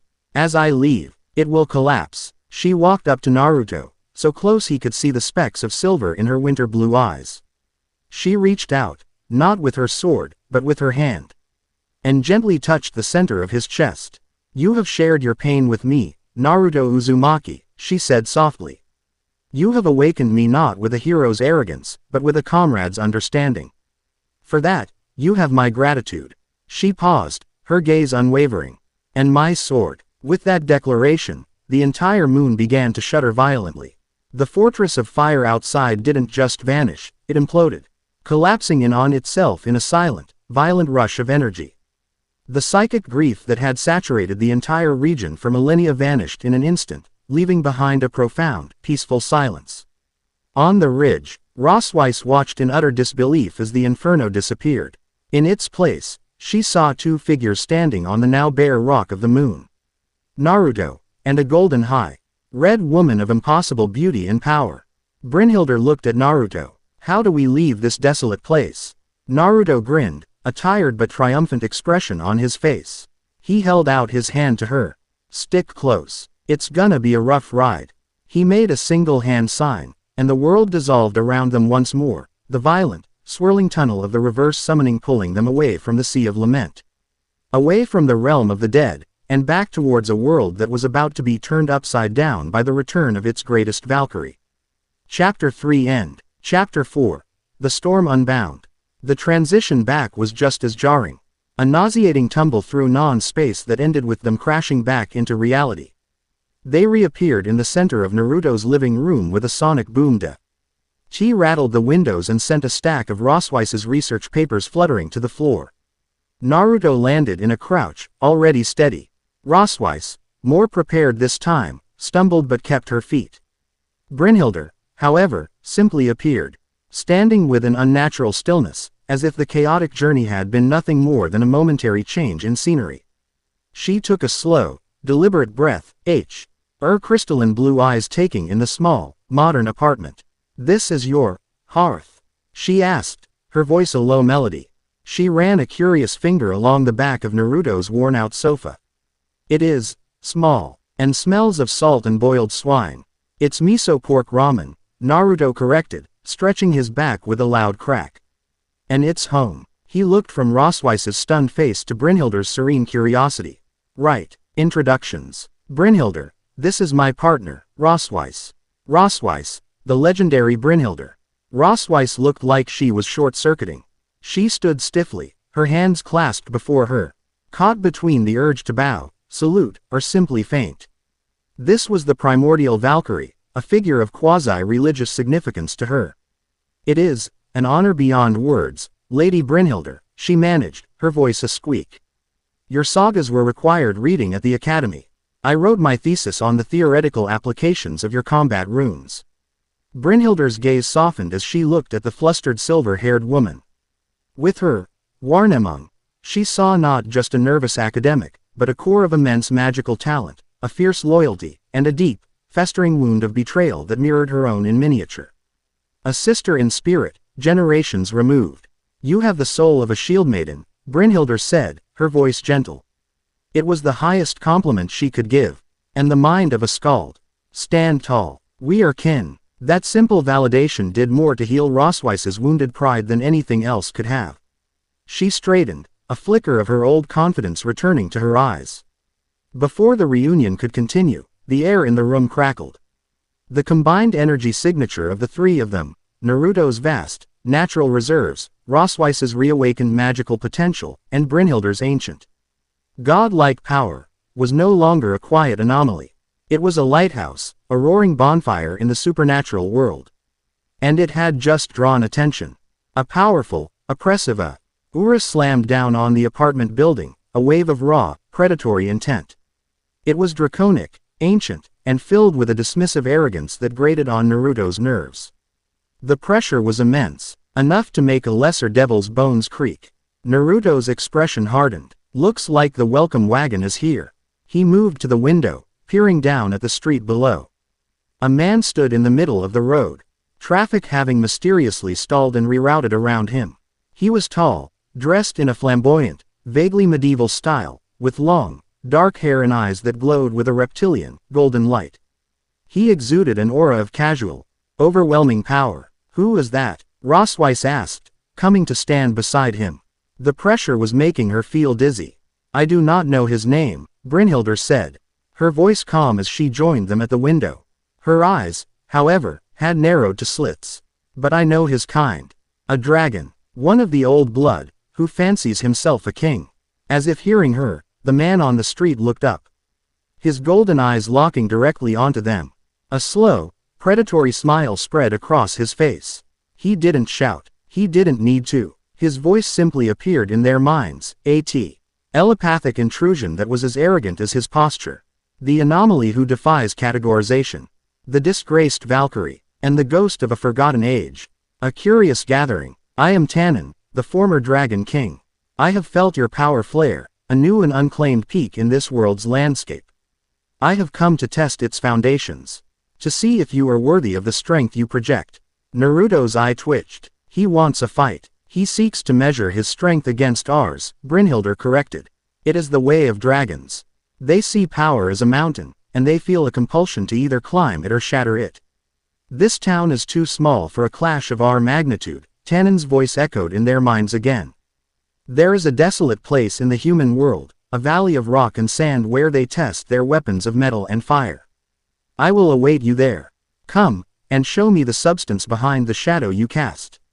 Or cower here, and I will know you for the frauds you are. With that, the draconic pressure vanished. The man on the street dissolved into motes of dark energy, and the traffic below resumed its normal flow, the drivers shaking their heads as if waking from a brief trance. The challenge had been issued. It was public, arrogant, and unavoidable. To refuse would be to declare themselves cowards, to undermine the very presence they had just established. A former Dragon King, Rossweisse murmured, her face pale. Tannen, he's one of the most powerful beings in existence. He trains high-class devils in his spare time. Fighting him is madness. Is it? Naruto asked, turning from the window. He wasn't angry or afraid. He looked energized. The prospect of a real, no-holds-barred fight against a top-tier opponent had a spark of excitement in his eyes. We need to know how we work as a team. We need to see what Brynhildr can do, what we can do together. A training exercise against a live target is better than any theory. And besides, a dangerous grin spread across his face. I've always wanted to see how a dragon handles a Recentrican. Brynhildr looked at him, a similar, ancient fire lighting her own eyes. The weariness of millennia was gone, replaced by the sharp, focused intensity of a warrior queen. He is arrogant. He believes his power is absolute.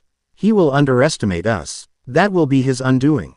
Rossweisse looked between the two of them, the hungry shinobi and the legendary shield maiden, both eager for the clash. She felt a familiar knot of anxiety in her stomach, the protest of the strategist against the warrior's bravado. But then she looked at Naruto's confident grin, at Brynhildr's unshakable poise. They weren't afraid. They were ready. A different feeling began to bubble up inside her. Not fear, but a surge of adrenaline.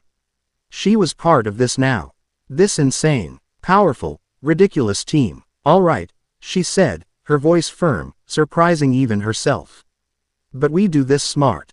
A dragon's greatest weakness is its pride. We use that against him. Naruto's grin widened. Now you're talking. Let's go give that overgrown lizard a welcome back party he won't forget. The Mojave Desert was a canvas of baked earth and blistering sun. The location Tannen had chosen was a remote, government-owned weapons testing range, a valley of cracked dirt and scorched rock surrounded by stark, arid mountains. It was the perfect arena, a plaque, where they could unleash their full power without fear of collateral damage. They arrived via another of Naruto's teleportation seals, appearing on a rocky plateau overlooking the valley floor. Below, Tannen waited. He stood in his human form, his arms crossed, a picture of nonchalant confidence. The heat of the desert sun didn't seem to affect him in the slightest. "Took you long enough," he called out, his voice carrying easily across the distance. "I was beginning to get bored." "Sorry to keep you waiting," Naruto yelled back, his voice cheerful. "We were deciding who got to hit you first." Tannen chuckled, a low, rumbling sound. "Insolent whelp, you have a dragon's pride, if not its power. Show me what you have." With a roar, he transformed. His human form exploded outwards in a cataclysm of purple and black energy. Flesh and bone twisted and expanded, scales the size of dinner plates erupted, and a massive, draconic form took shape. Tannen in his true form was a majestic and terrifying sight.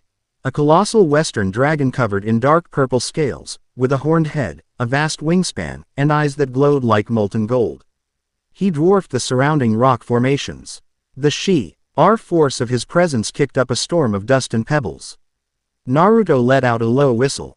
"Okay, he's big. Definitely bigger than Gamabunta. Size is not strength," Brynhildr stated, her gaze fixed on the dragon. Her legendary sword, which she simply called Sverd, was now in her hand, its polished surface reflecting the desert sun. "Strategy, remember," Rossweisse reminded them, her hands already glowing with a soft blue light. "He's a melee fighter with powerful breath attacks. We need to control the engagement. Naruto, you're the fastest. You're the distraction. Keep him focused, keep him moving. Brynhildr, you're the spear. When I create an opening, you strike. I will be the battlefield." It was a simple, elegant plan. Naruto grinned and gave her a thumbs up. "Got it. Hey, oversized iguana," he yelled at Tannen. "Catch me if you can." He vanished. Naruto exploded off the plateau, a blur of motion that was almost too fast for the eye to follow. He rocketed towards Tannen, not in a straight line, but in a chaotic, unpredictable pattern, using the rock formations as springboards. Tannen snorted, a plume of smoke jetting from his nostrils. "A gnat," he rumbled, and swiped a claw-edged hand the size of a truck at Naruto's position. The attack was deceptively fast, carving a massive gouge in the mountainside where Naruto had been a split second before. But Naruto was already gone, running up the dragon's outstretched arm. "Too slow," he taunted, his voice echoing. While Naruto had the dragon's full attention, Rossweisse went to work. She rose into the air, her silver hair whipping in the updraft. The sky above the valley began to darken as she wove her spell. This wasn't the rigid, by-the-book magic Odin had demanded of her. This was something new, something she was improvising, drawing on her vast knowledge but shaping it with a flexibility Naruto had inspired in her. Norner's loom, weave the threads of war. Yggdrasil's root, anchor the field of battle. She chanted, her voice ringing with newfound power. Hundreds of massive, glowing runes ignited in the air all around the valley, forming a vast, three-dimensional web. Some pulsed with a gravitational pull, others with a temporal distortion, and others with a dampening effect. She wasn't just casting a spell, she was rewriting the rules of the battlefield on the fly. She was turning the entire valley into a magical minefield, tailored specifically to disrupt a large, powerful opponent. Tannen felt the shift immediately. The air grew heavy around him, his movements suddenly sluggish. A simple step felt like wading through mud. "A spell or a," he growled, more annoyed than concerned. "Clever. But it will not be enough to hold a king." He roared and unleashed a torrent of purple fire from his maw, a moss. Sieve wave of destruction aimed not at Naruto, but at Rossweisse in the sky. My turn, Brynhildr said calmly. She leapt from the plateau, and she didn't fall. She strode through the air as if on solid ground, her golden hair trailing behind her like a comet's tail. She positioned herself directly in the path of the dragon's fire breath. She didn't erect a shield. She didn't dodge. She simply raised her sword. A sword cannot block a dragon's flame, Tannen roared in triumph. This one can, Brynhildr replied. As the torrent of fire was about to engulf her, the air around her sword bent. A distortion, a ripple in reality itself. Her, Warnemung, saw the dragon fire not as a physical element, but as a projection of Tannen's will and power. And her sword, an extension of her own will, met it on that conceptual level. The fire didn't splash against an invisible barrier. It parted, flowing around her as if she were a rock in a river, leaving her completely untouched in a bubble of calm air. She walked through the inferno. Her expression serene, her gaze locked on the stunned dragon. Even Naruto, who was currently kicking Tannen in the snout to get his attention, paused for a second in awe. Show off, he muttered with a grin. The failure of his ultimate attack shocked Tannen into a moment of stunned inaction. It was the opening Rossweisse had been waiting for. Now, she screamed. She activated a cluster of runes directly beneath the dragon.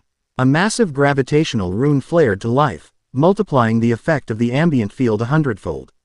Tannen, for all his immense strength, suddenly found his own colossal weight becoming an anchor. He staggered, his legs buckling, letting out a roar of fury and surprise as he was forced to a knee. Simultaneously, Naruto acted. He created two shadow clones during his chaotic dance. Now, the three of them converged on Tannen's head from different angles. Wind style. Rasenshuriken. The real Naruto yelled, a spinning, shuriken-shaped vortex of screaming wind forming in his hand. It was a weapon designed to shred things on a cellular level. But Tannen was a dragon king. His scales were among the toughest materials in existence. As the Rasenshuriken slammed into the side of his head, it met incredible resistance. It didn't slice through, but it ground against the scales with a deafening shriek of tortured energy, gouging a deep, bleeding wound and sending the massive dragon reeling from the sheer concussive force and the microscopic, severing blades of wind. He roared in pain and outrage, shaking his head violently. It was the second opening. The one for Brynhildr. While Tannen was stunned by the Rasenshuriken's impact, she appeared above him, a golden angel of death descending from the sky. Her movements were a blur of lethal grace. She didn't aim for the thick scales of his back or head. Her eyes, seeing the truth of his form, guided her to the weak points, the gaps in the armor. Her sword, sphaired, flashed. It was not a heavy, powerful blow, but a single, perfect thrust. The blade slid between two massive scales at the nape of Tannen's neck, piercing the softer flesh beneath and striking a major nerve cluster. There was no explosion of power. Just a sharp hiss as the godlike energy of the ancient dragon was momentarily short-circuited. Tannen's entire body seized up. A shudder ran through his colossal frame, his wings spasmed, and the roar in his throat died into a choked gasp. He was paralyzed, for only a second, but a second was an eternity in a battle like this. Naruto didn't waste it. He landed on the ground, his hands flashing through seals. Sage art. Massive Rasengan barrage. Dozens of shadow clones appeared in the air around Tannen's paralyzed form, each one holding a giant, spiraling sphere of blue energy. On Naruto's command, they all slammed their attacks into the Dragon King simultaneously. The valley disappeared in a series of earth-shattering explosions. The sound was apocalyptic. The ground buckled, and a massive cloud of dust and pulverized rock erupted skyward, obscuring everything from view. Rossweisse held her position in the air, maintaining her rune field, her heart pounding in her chest. Had they done it? Was it over? The dust began to settle. In the center of a newly formed crater, Tannen lay sprawled, no longer in his dragon form.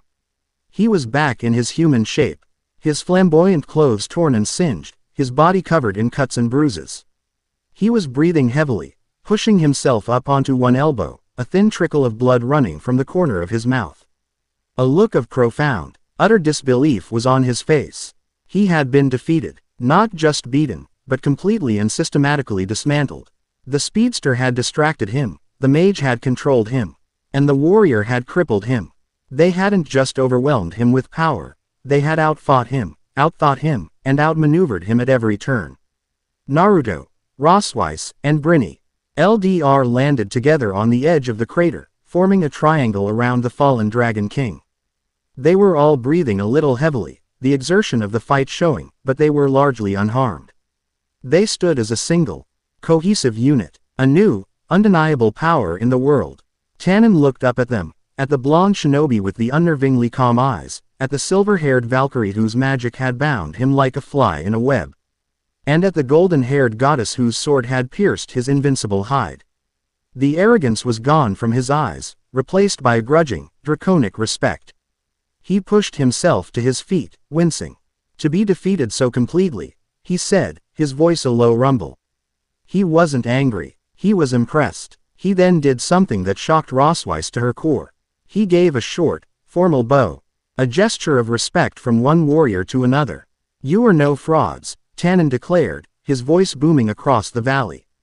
"Your power is real. You fight as one, a perfect trinity of speed, strategy, and strength. The world will know of this day. It will know that a new storm has been unbound." He looked directly at Naruto. "Uzumaki, you have the heart of a true king. Shield maidens who follow you have chosen well." With a final, respectful nod, he vanished in a swirl of purple energy, leaving them alone in the wrecked, silent valley.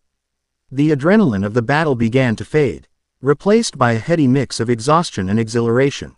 They had done it. They had faced one of the world's strongest and won a decisive, crushing victory. Naruto let out a whoop of laughter, breaking the silence. "We did it. You guys were amazing." Rossweisse felt a giddy smile spread across her face, a rare and wonderful feeling.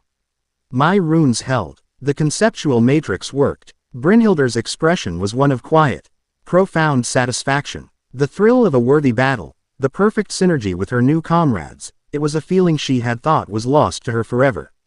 It felt like coming home. In the shared moment of victory, standing under the desert sun in the crater of their own making, the atmosphere shifted.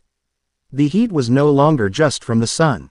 The adrenaline of the fight, the profound trust they had placed in each other, the sheer intimacy of combining their strengths into a single, unified whole, it coalesced into something else. Something personal. Brynhildr, ever direct, was the first to act. She turned to Naruto, her winter blue eyes now holding a warm, possessive light. She stepped forward, closing the small distance between them. She saw him not just as a comrade, but as the man who had walked into her fortress of sorrow and shown her the sun again. "You are my chieftain, Naruto Uzumaki," she declared, her voice soft but absolute. It wasn't a question, it was a statement of fact, a claim. In the old ways, a Valkyrie chooses her champion, the one she will fight for, live for, and share her hearth with. "I have made my choice." Before Naruto fully processed the weight of her words, she leaned in and kissed him. It wasn't a tentative or shy kiss. It was a kiss of ancient passion, of a goddess claiming what was hers, a seal on a vow made with her very soul. When she pulled back, Naruto was momentarily speechless, his face flushed. Rossweisse, watching from a few feet away, felt a complex storm of emotions. A pang of something that felt startlingly like jealousy, quickly followed by a wave of warmth and agreement. She looked at Naruto, at the man who had offered her a hand when her own god had cast her aside. The man who saw her not as a failure, but as a brilliant partner. The man who trusted her, relied on her, and made her feel, for the first time, like she was more than just her rank and title. He had given her a home. He was her home. Her usual awkwardness and reliance on rules fell away, replaced by a simple, terrifying clarity. She wanted this. She wanted to be part of this bizarre, powerful, wonderful family they were building. "She's not the only one who has chosen," Rossweisse said, her voice shaking slightly, but her gaze firm as she met Naruto's wide, surprised eyes. She took a hesitant step forward, joining Brynhildr at his side. "My life in Asgard is over.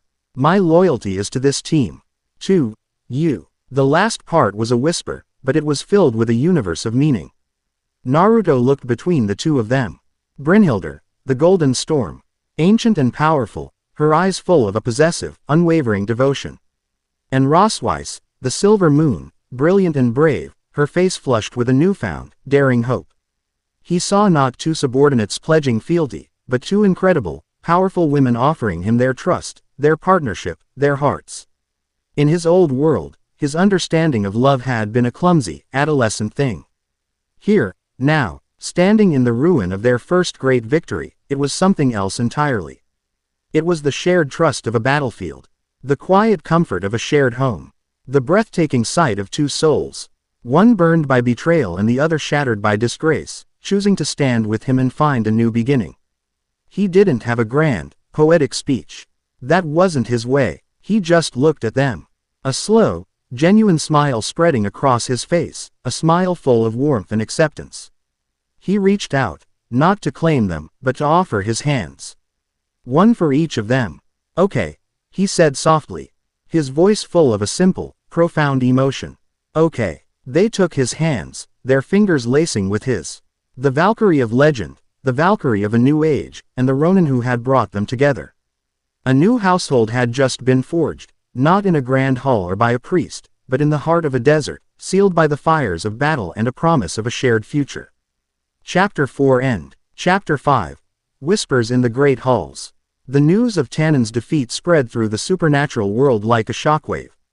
It wasn't a rumor or a whispered bit of gossip, the Dragon King himself, in a move of uncharacteristic humility, had confirmed it. He'd described the battle in blunt, draconic terms to anyone who would listen, a perfect, coordinated assault that had dismantled him completely. He spoke not of shame, but of a new power entering the stage, a perfect trinity that fought with the synergy of a single being. The reaction was immediate and seismic.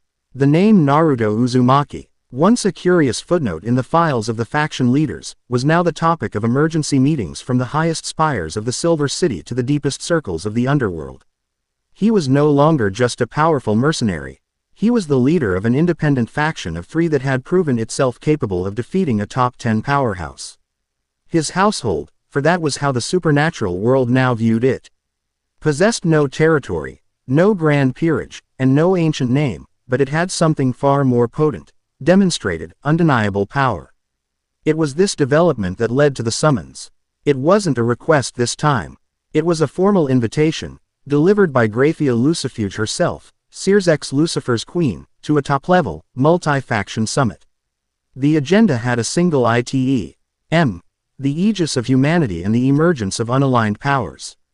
Naruto, Rossweisse, and Brynhildr stood before a full-length mirror in their apartment, preparing. The atmosphere was thick with a different kind of tension than the pre-battle buzz of the desert. This was a political battlefield, a place of words and shadows where a misplaced phrase could be more devastating than a physical blow. Brynhildr was dressed in a simple, elegant gown of deep blue that matched her eyes. The ancient battle lust was banked, replaced by the serene, regal poise of a queen. Her warnemung would be their lie detector. Her mere presence a deterrent against any overt threats. Rossweisse wore a sharp, professional suit of charcoal gray, her silver hair tied back in a neat, intricate bun. She was no longer the flustered, disgraced Valkyrie. She was the chief strategist and magical expert of a rising power, and she looked the part. In her hands, she held a data pad containing their latest analysis of T. He aegis and a carefully prepared list of talking points. Naruto stood between them, dressed in a tailored black suit over a dark orange dress shirt. It was a far cry from his usual combat gear, but his suit did little to hide the coiled power beneath.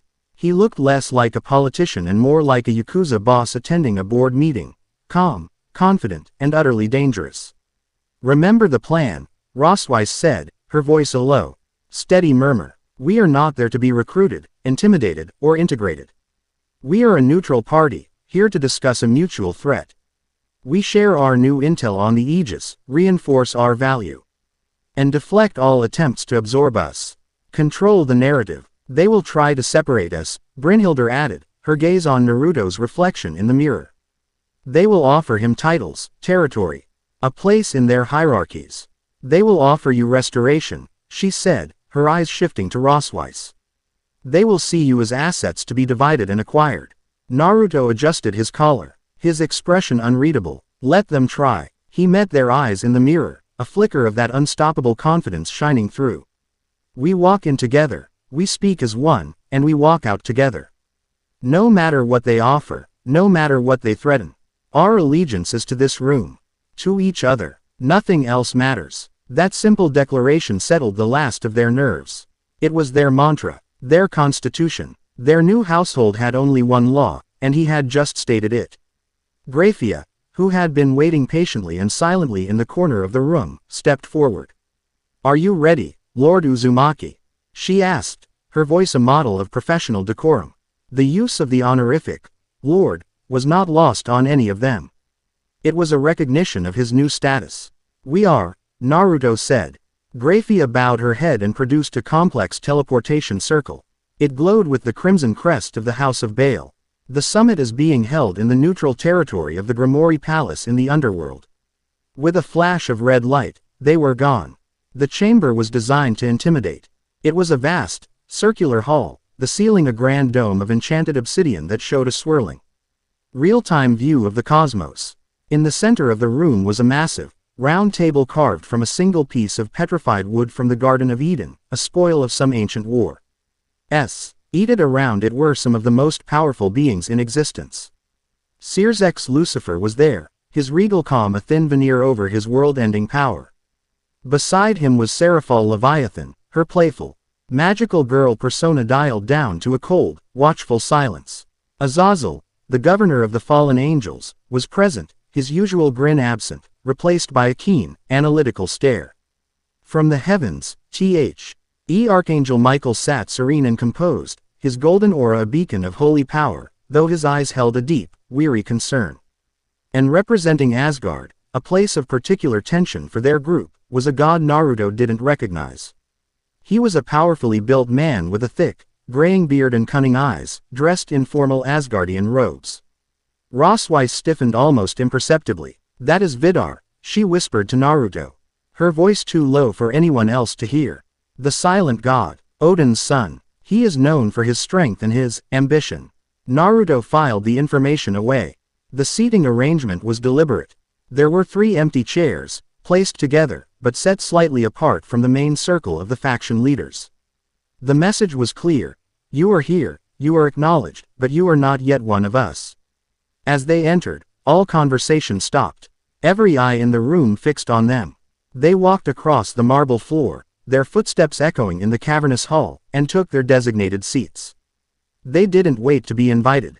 "Thank you for coming," Sears's began, his voice smooth and welcoming, but his eyes were sharp, analytical. "We have much to discuss. The threat of the aegis of humanity has escalated. But first, allow me to be the first to officially congratulate you, Naruto-kun. Your victory over Tannen was impressive. You have established yourself as a significant power in our world." "It was a friendly spar," Naruto replied, his tone casual, dismissing the magnitude of the event. "Tannen wanted to see what we were made of. Now he knows." This casual reframing immediately took the wind out of Sears's attempt to frame it as a world-changing event that required their intervention.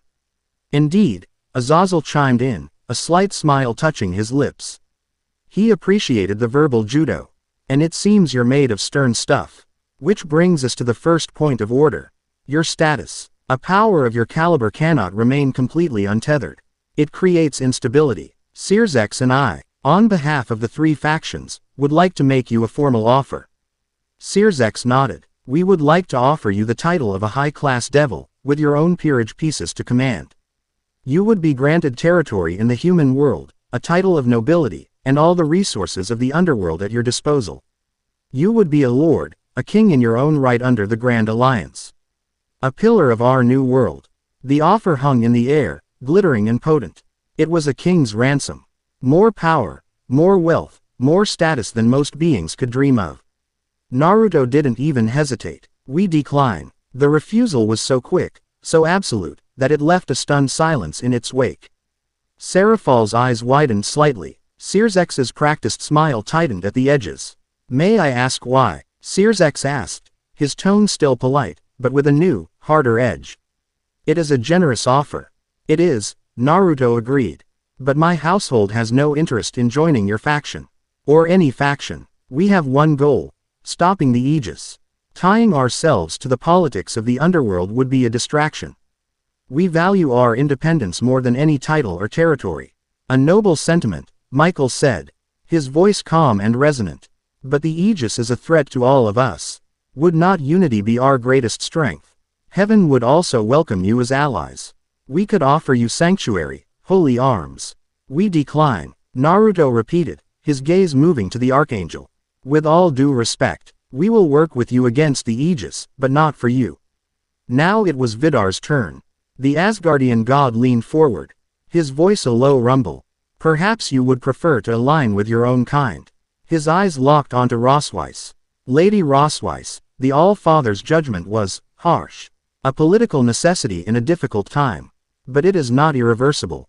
Asgard would be willing to reconsider your station. To restore your rank, your honor. All we ask is your loyalty, and for your new associates, to align with the interests of Asgard. This was the attack Brynhildr had predicted. An attempt to peel Rossweisse away with the one thing she had ever wanted, her old life back. Rossweisse felt a pang, a ghost of that old desire. But then she looked at Naruto, at Brynhildr, and the feeling vanished, replaced by a cold resolve. She leaned forward, her voice clear and strong. Thank you for the offer, Lord Vidar. But I must decline. Asgard is my past. My future is here. She placed a hand on Naruto's arm, a simple, proprietary gesture that spoke volumes. My loyalty is not for sale. Vidar's eyes narrowed, a flicker of anger in their depths. Brynhildr, who had been silent until now, spoke for the first time. Her voice was quiet, but it cut through the tension like her sword through dragon fire. You speak of loyalty, son of Odin, she said, her piercing gaze fixed on Vidar. A curious topic for a hall of kings who abandon their most faithful warriors at the first sign of political inconvenience. Her words were a direct shot at Odin, a defense of Rossweisse, and a dismissal of their entire system of values. The room grew colder. Vidar looked at her, and for the first time, a flicker of genuine fear entered his eyes. He recognized the being from the legends, and he knew he was utterly outmatched. Naruto took control of the room again. We've established our position, he said, his voice firm. We are neutral. We are not here to be recruited. We are here as partners to discuss the Aegis. He nodded to Rossweisse. Rossweisse activated her data pad, projecting a holographic image into the center of the table. It showed a map of the world, with dozens of locations highlighted in red. Our investigation into the archives you provided has yielded results, she began. Her professional persona taking over. The Aegis is not a single, centralized organization.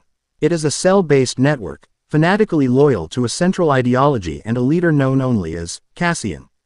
They have been active for over a decade, but their early operations were small-scale, robbing minor magical sites, assassinating low-level strays, recruiting from communities victimized by supernatural conflicts. She swiped the image, bringing up a new one, a diagram of their command structure. They are patient. They have been building their arsenal, refining their logic weave technology. The attack on Odin was their coming-out party. A declaration of war. Our analysis indicates they are now entering their next phase. They are no longer just stealing artifacts. They are targeting ley lines, nexus points of magical energy. Azazel leaned forward, his interest genuinely piqued. Poisoning the well. Precisely, Rossweisse confirmed. They believe that if they can disrupt the flow of ambient magic on a global scale, it will severely weaken all supernatural beings, making us vulnerable to their conventional forces. The Eye of Mimir they stole from Odin, it's a powerful scrying tool. We believe they are using it to map the world's entire leyline network. The gravity of this information settled over the room. This was no longer about terrorist attacks, it was a plan for a global, magical apocalypse. This is why we need to work together, Michael said gravely. But trust must be a two-way street. And it isn't, Brynhildr stated, her gaze sweeping across the table. Her Warnemung wasn't just seeing lies. It was seeing the texture of their souls, the shadows in their hearts. She looked at Azazel, seeing his endless, dangerous curiosity. She looked at Michael, seeing a profound grief for his lost father and a desperate fear for his dwindling forces. She looked at Searzex, seeing the weight of 1,000,000 lives and a terrifying, cold pragmatism. Then, her eyes settled on Vidar. And she saw something else. Deception. A deep, gnawing ambition, hidden behind a mask of stoic loyalty. And beneath that, a faint, resonant link to the sterile, empty energy of the Aegis. It was subtle, but to her senses, it was a stench of betrayal. "There is a traitor among the gods," Brynhildr said, her voice dropping to a deadly whisper. The accusation was a thunderclap in the silent hall. Everyone froze. "What is the meaning of this?" Vidar boomed, slamming his fist on the table. "An outrageous accusation. Is it?" Brynhildr's eyes did not leave him. They bore into him, stripping away his defenses. The Aegis knew the precise time and location of Odin's meeting. They knew the exact composition of his guard. Their nullification field was perfectly calibrated to Norse divinity. This was not a lucky guess. It was precise intelligence. She stood up, her regal presence dominating the room. "They are being fed information. They are being given artifacts.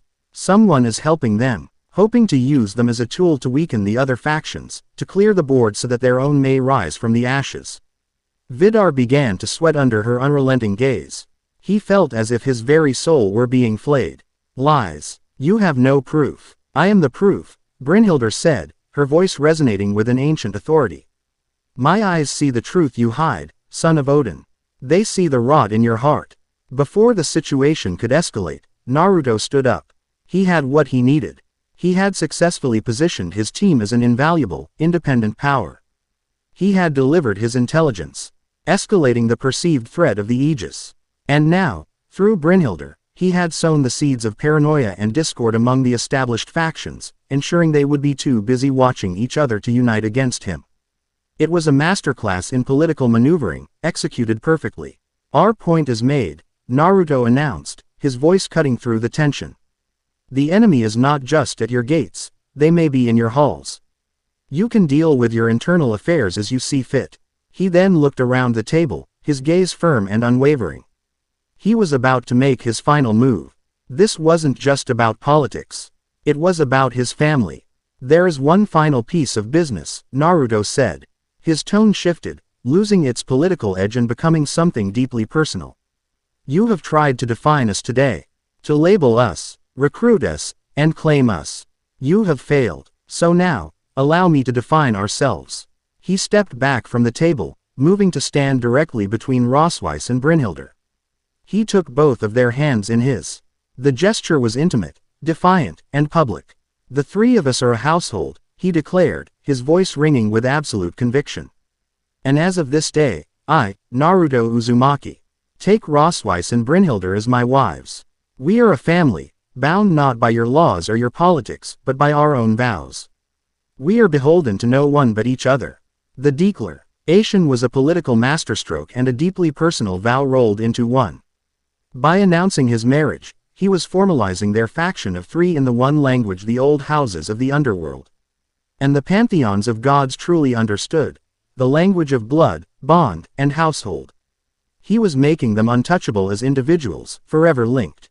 It was a checkmate. Any move against one of them was now a move against a formal, declared household. Rossweisse's heart leapt into her throat. Her face flushed a brilliant crimson, but she squeezed his hand, her grip firm. This was his answer to Vidar's offer. A public and permanent rejection of her old life and an embrace of her new one. Brynhildr simply smiled, a genuine, radiant expression of pure joy. He had not just accepted her choice, he had declared it to the world. Claiming her as she had claimed him. The hall was utterly silent. The faction leaders stared, their minds reeling from the audacity of the move. He had turned their political summit into his own wedding announcement. He had rejected all their offers of power, and then, in a single move, created a new form of power for himself that they were forced to recognize. "We are done here," Naruto said, his voice quiet again. He looked at Grafia. "We're ready to go." Without another word, the three of them turned their backs on the stunned leaders and walked towards the exit, united and unbreakable. As Grafia's teleportation circle flared to life, Naruto caught one last glimpse of Vidar's face. The Asgardian god's expression was a mask of pure, unadulterated hatred. He had made a powerful enemy today, but he had also forged a family, and in the wars to come, he knew which one would matter more. Chapter 5 End. Chapter 6. The Godslayer's Gambit. The weeks following the summit were a period of tense, deceptive quiet. The supernatural world was a hornet's nest that Naruto's household had just kicked. Searsex and the other devil kings, spooked by Brynhildr's accusation, began a sweeping and paranoid internal investigation, turning their intelligence networks inward. Michael recalled his bravest warriors from distant posts, fortifying the defenses of the Silver City. And in Asgard, rumors flew of a schism, of a silent, brutal power struggle between Vidar's faction and those still loyal to Odin. Naruto had achieved his goal. The great powers were too busy watching their own backs to meddle with his fledgling family. This gave them precious time. Their apartment had become a true home, a sanctuary of strange domesticity and intense preparation. The living room remained their war room. The whiteboard now covered in Rossweisse's elegant, terrifying equations predicting the Aegis's possible targets. But now, the scent of ramen was often mixed with the smell of Brynhildr's surprisingly delicate herbal teas, or the aftermath of Rossweisse's methodical, if uninspired, attempts at cooking actual food under Naruto's guidance. In the mornings, Brynhildr would lead them in a brutal training regimen in a pocket dimension Naruto created. She was a master of every weapon imaginable, a living encyclopedia of combat. She sparred with Naruto, pushing his taijutsu to its absolute limits. Her ancient skill forcing him to be faster, smarter, more creative. She taught Rossweisse how to weave her magic into her movements, to turn her body into a conduit for spells, making her less a stationary artillery piece and more a mobile battle mage. In the afternoons, Rossweisse would school them in theory. She would drill Naruto on the weaknesses of different mythologies, and patiently explain the complex metaphysics of the supernatural world to Brynhildr, who had been absent for millennia. They were sharpening each other, tempering their individual strengths into a seamless whole. The evenings were their own. They were moments of quiet, of shared meals, of a new and surprising peace. Naruto would watch, a soft smile on his face, as Brynhildr, the legendary shield maiden of sorrow, would listen with rapt attention to Rossweisse's enthusiastic lectures on magical theory, or as Rossweisse, the once lonely academic, would laugh at one of Naruto's dumb jokes. He had never had this. A real family, a home that was a fortress not of walls, but of shared loyalty. The reality of it was more potent and fulfilling than any title or throne the factions could have offered. Their bond, forged in battle and solidified by their public declaration, deepened into something profound. With Brynhildr, it was a passion as ancient and powerful as she was, a connectio. Of two old souls who had seen the worst of the world and found solace in each other. With Rossweisse, it was a slower, gentler bloom, built on mutual respect, shared intellectual pursuits, and the quiet, steady growth of affection. He was the anchor for them both, and they, in turn, were the pillars that gave his life a new and powerful meaning. But the quiet could not last. The Aegis had been silent for too long. The first sign came from Azazel. A frantic, encrypted call. "Naruto, we have a problem." The fallen angel's voice was stripped of its usual levity. Multiple Grigori listening posts just went dark. All of them located near major leyline convergences. North America, Siberia, the Amazon basin. They weren't attacked. They just stopped transmitting. The last data packet from each was a massive, unidentified energy spike. Naruto was instantly on alert, motioning for the others to gather. The logic weave. Worse, Azazel replied. This signature is different. It's not the nullification field we saw before. This is constructive. Like they're building something huge. And whatever it is, it's drawing a colossal amount of power directly from the ley lines. Rossweisse's face went pale. They're not just mapping them anymore, she breathed, her eyes wide with horror. They're tapping them. They're using the planet's magical circulatory system as their own personal power grid. Where is the focal point? Brynhildr asked, her hand already resting on the hilt of an ethereal sword she could summon at will. That's the problem. Azazel's voice was grim. The energy is being routed through subspace. We can't track it to its destination. But there's a pattern. The nodes they've seized form a perfect triangle on the globe. And the geographic center of that triangle is unsettling. Rossweisse quickly ran the coordinates through her system. A location flashed up on the holographic map. It wasn't a city or a known supernatural site. It was a barren, desolate stretch of land in Scandinavia. What's there? Naruto asked. Nothing, Rossweisse said, confused. It's just empty wilderness. But the myths, the ancient Norse sagas, they called that region Lyngvi. The Isle of Heather. Brynhildr's blood ran cold. She knew that name. The place of Fenrir's binding, she whispered, her voice filled with a sudden, terrible dread. The place where the gods chain. The wolf of Ragnarok with the unbreakable chain, Gleipnir. The implications slammed into them. The Aegis wasn't just planning to disrupt magic. They were targeting the mythological prisons of the world.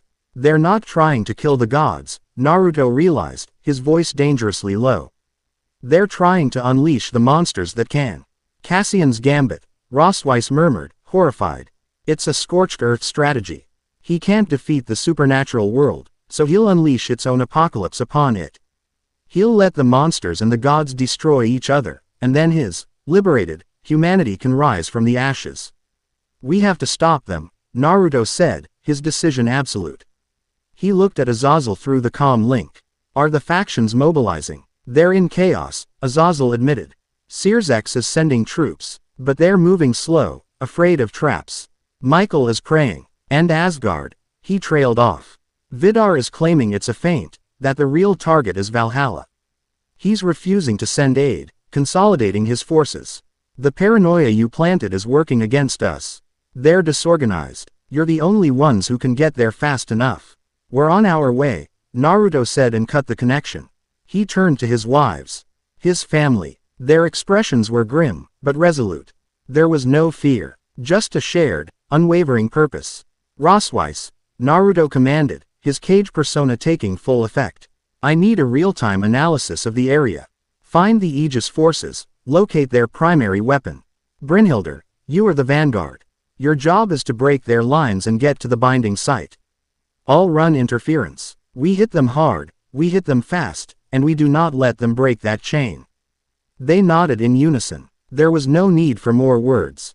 With a flash of light from Naruto's Fuinjutsu, they vanished from their home and reappeared in the cold, twilight air of the Scandinavian wilderness. The Isle of Lyngvi was a place steeped in an ancient, oppressive silence. Gnarled, windswept trees clung to rocky soil, and a thick, unnatural mist coiled around their feet. The air was cold, but it was the energy of the place that was truly chilling. It felt like standing on the lid of a celestial prison cell. Beneath their feet, they could feel a faint, rhythmic thrumming, the heartbeat of a caged, primordial beast. And desecrating this ancient silence was the hum of advanced technology. In the center of the isle, the Aegis had constructed a massive, horrifying machine.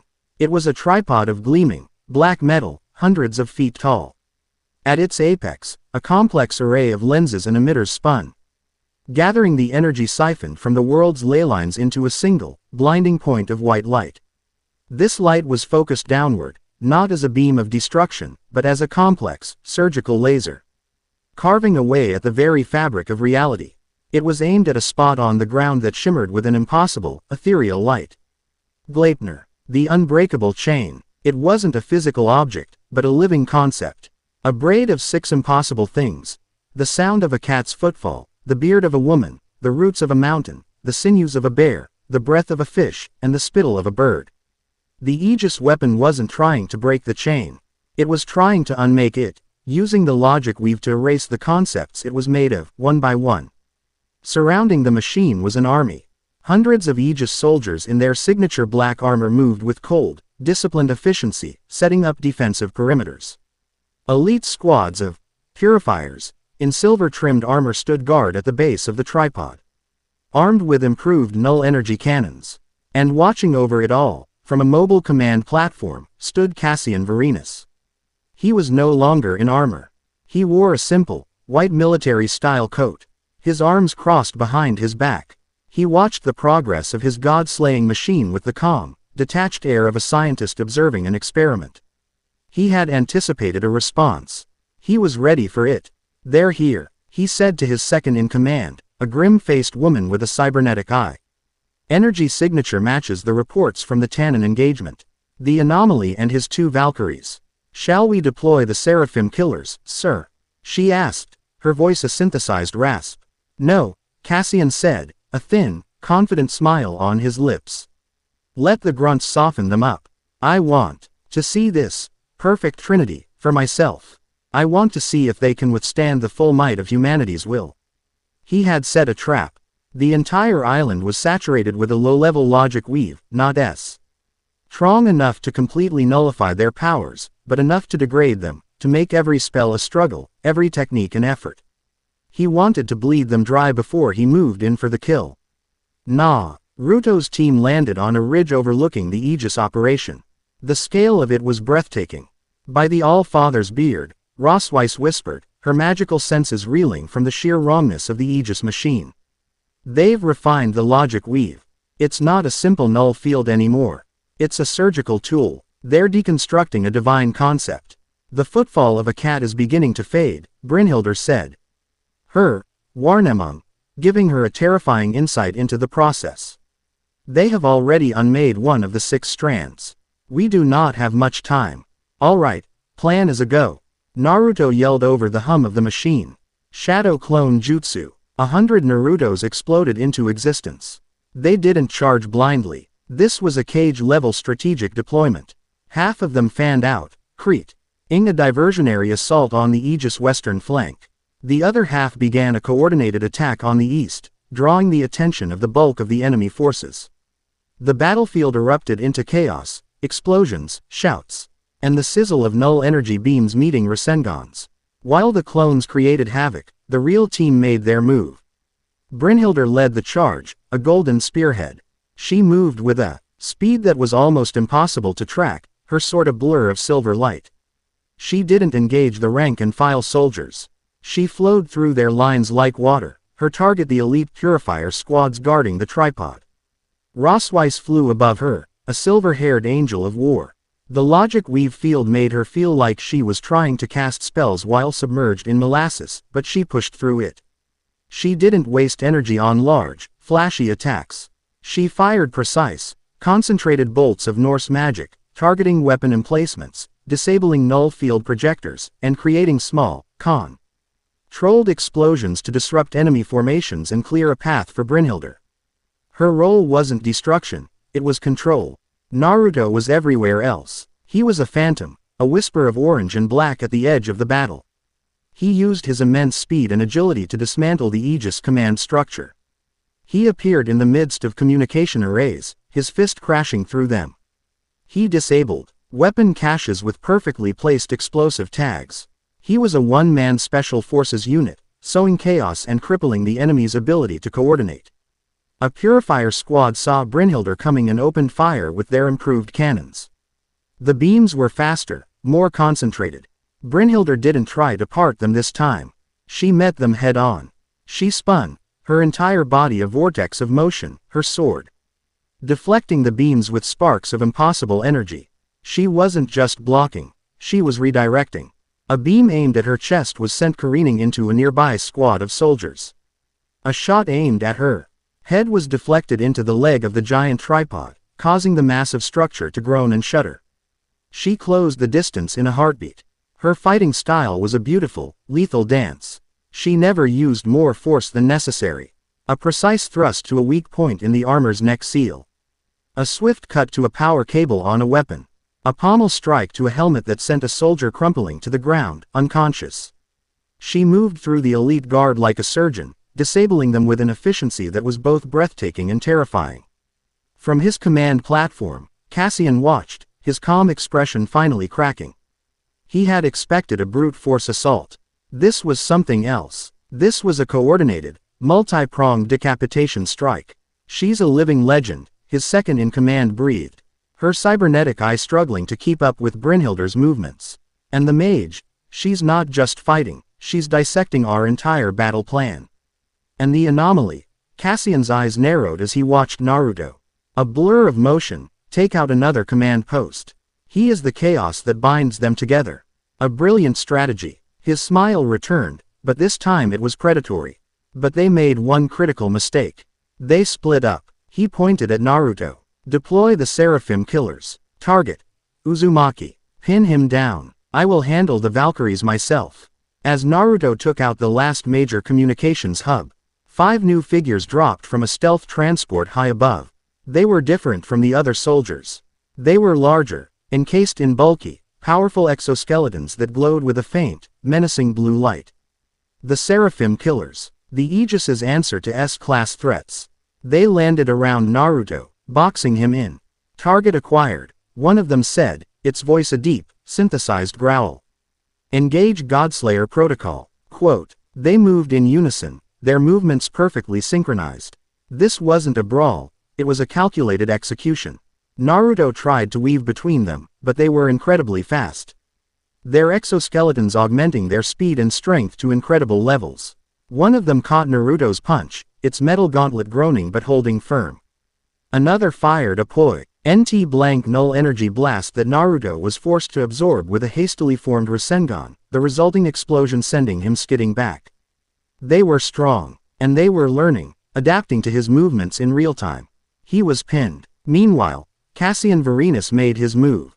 He leapt from his command platform, a pair of mechanical wings deploying from his back. He landed with a soft thud on the battlefield, directly in the path of Brynhildr and Rossweisse. Impressive, he said, his voice calm, but his eyes burned with a cold, fanatical fire. You fight with the grace of the old tales, Lady Brynhildr. And you, Lady Rossweisse, your grasp of tactical magic is superb. It is a pity you have sided with the past, instead of the future. Rossweisse landed beside Brynhildr, the two of them facing him down. The future you offer is a graveyard, Cassian, she retorted, her voice filled with defiance. All new life grows from a graveyard, he replied smoothly. A necessary sacrifice. He raised his hands, and the ground around him began to tremble. Metal plates slid out from his sleeves, assembling around his hands and forearms, forming into complex gauntlets that hummed with a terrifying amount of power. I have studied your kind for years, Cassian said. I know your weaknesses. I know your legends. I know your pride. He looked at Brynhildr. You, the greatest Valkyrie, were brought low by a simple deception. By a lover's betrayal. He then looked at Rossweisse. And you, the modern prodigy, were broken by a single word from a callous god. His words were weapons, aimed at their deepest wounds. Your weakness is not magic or steel. It is your hearts. You place your faith in gods and heroes, in individuals. And individuals always fail. Our faith is in each other, Brynhildr said, her voice like ice. But Cassian's words had struck a nerve, a faint echo of her ancient pain. Let us test that faith, Cassian said, and lunged. He was unbelievably fast. He ignored Rossweisse, his entire focus on Brynhildr. He didn't try to overpower her. He fought with a cold, brutal pragmatism. His gauntlets could project targeted, short-range logic weave pulses. He didn't try to nullify her, he just disrupted her. A flicker of the field to make her sword feel heavy, a pulse to make the ground beneath her feet momentarily unreal.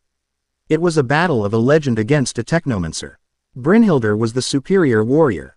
Her skill sublime, but Cassian was a cheat. He fought dirty, using his technology to bend the rules of reality itself. He parried a perfect sword thrust not with a block, but by momentarily making the air in front of her as hard as diamond.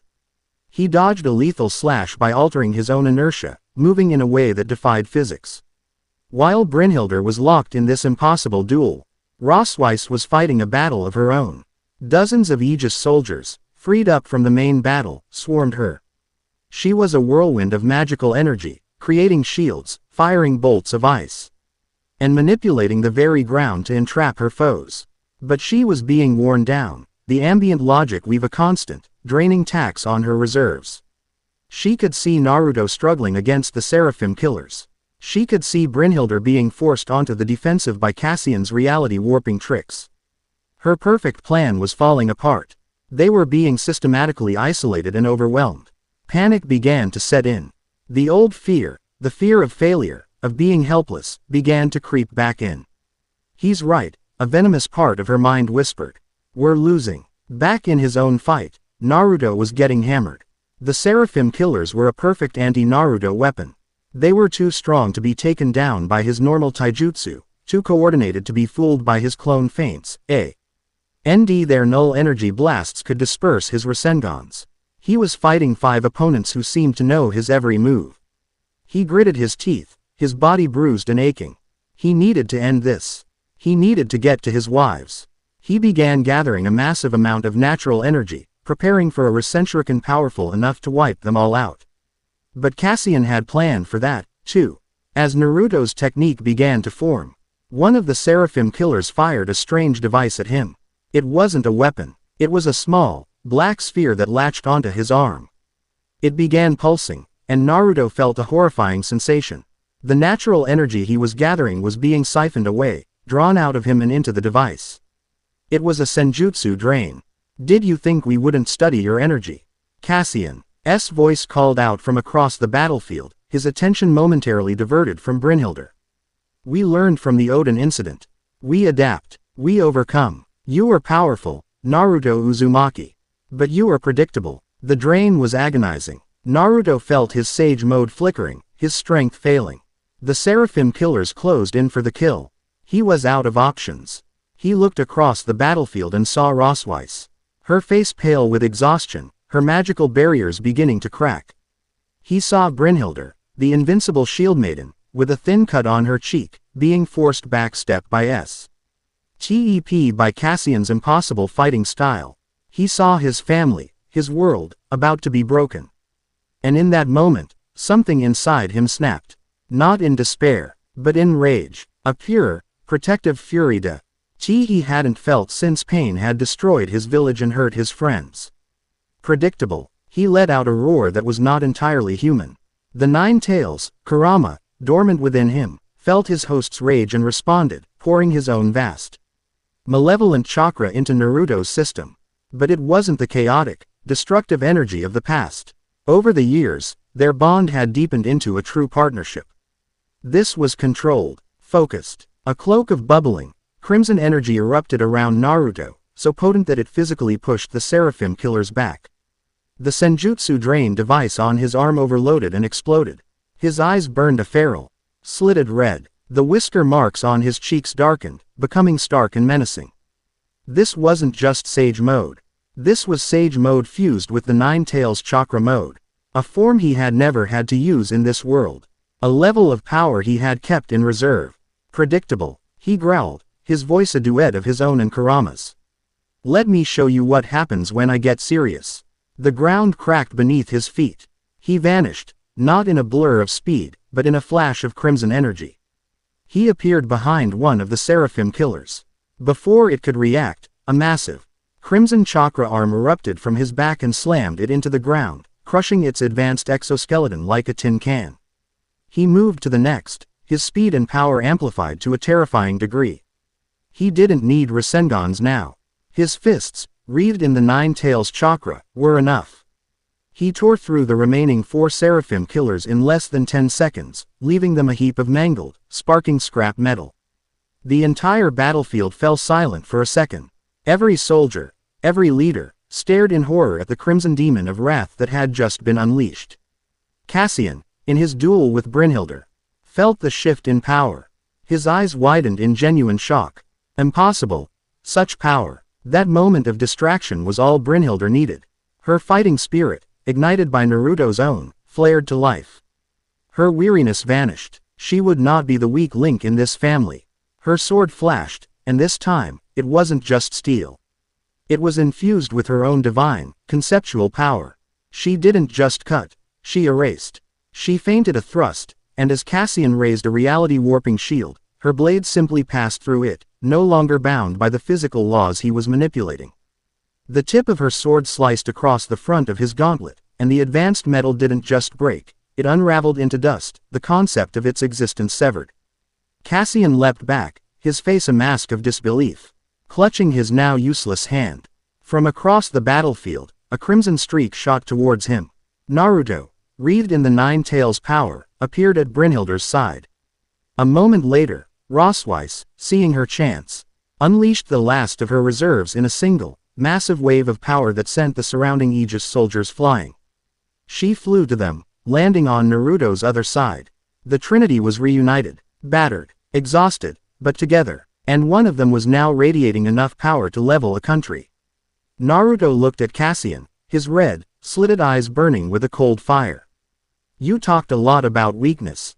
Cassian, About how individuals fail. You're right, individuals do. That's why we don't fight as individuals. He raised a hand, and a colossal-tailed beast ball, a sphere of roiling, hyper-condensed positive and negative chakra, formed in front of him. It radiated a power so immense it made the Aegis's god-slaying machine look like a child's toy. This is a family, Naruto snarled. And you don't mess with my family. Cassian Varenus, the man who had outsmarted gods and planned for every contingency, stared at the sphere of absolute destruction aimed at him. For the first time, he felt something he had long forgotten. Fear. He knew he had lost. His gambit had failed, but he was a fanatic. He would not surrender. The future of humanity will not be stopped. He screamed, and slapped a control on his wrist. The giant tripod, its primary function failing, began to overload. A catastrophic meltdown sequence was initiated. If I cannot free the beast, I will bury this island and all of you with it. He shrieked. But Naruto wasn't aiming the tailed beast ball at Cassian. He was aiming it at the machine. He fired. The sphere of black energy crossed the distance in an instant. The impact was silent. For a single, terrifying moment, there was no sound, no light. Just a sphere of absolute nothingness that consumed the tripod, the command platform, and Cassian himself. The world's most advanced piece of technology, and the man who created it, were simply erased. Then the sound came. A deafening, world-shattering roar as the vacuum collapsed, and a mushroom cloud of dirt and vaporized rock climbed into the twilight sky. The shockwave hit them, a physical wall of force. But the three of them stood together, braced against it, a tiny, unbreakable island in a sea of destruction. When the wind died down, the battlefield was gone. The Aegis army was gone. Their machine was gone. All that remained was a vast, glassy crater and the three of them, standing at its edge. They had won, but the cost had been high. Naruto's crimson cloak faded, his body slumping, the immense power leaving him drained and shaking. Brynhildr and Rossweisse were immediately at his side, supporting him. Their own exhaustion forgotten. It's over, Rossweisse whispered, her voice trembling with relief and fatigue. But Brynhildr was looking down at the ground, at the spot where the machine had been. The shimmering, ethereal light of Gleipnir was still there. But it was flickering, damaged. No, she said, her voice grave. It's not over. The machine's final energy discharge, it didn't break the chain. It weakened it, terribly. As she spoke, a low, guttural growl echoed from the very depths of the earth. It was a sound of ancient hunger, of a beast waking from a long, restless sleep. The rhythmic thrumming they had felt earlier grew stronger, faster. The Aegis had failed to unleash the monster. But they had just succeeded in waking it up. Chapter 6 End.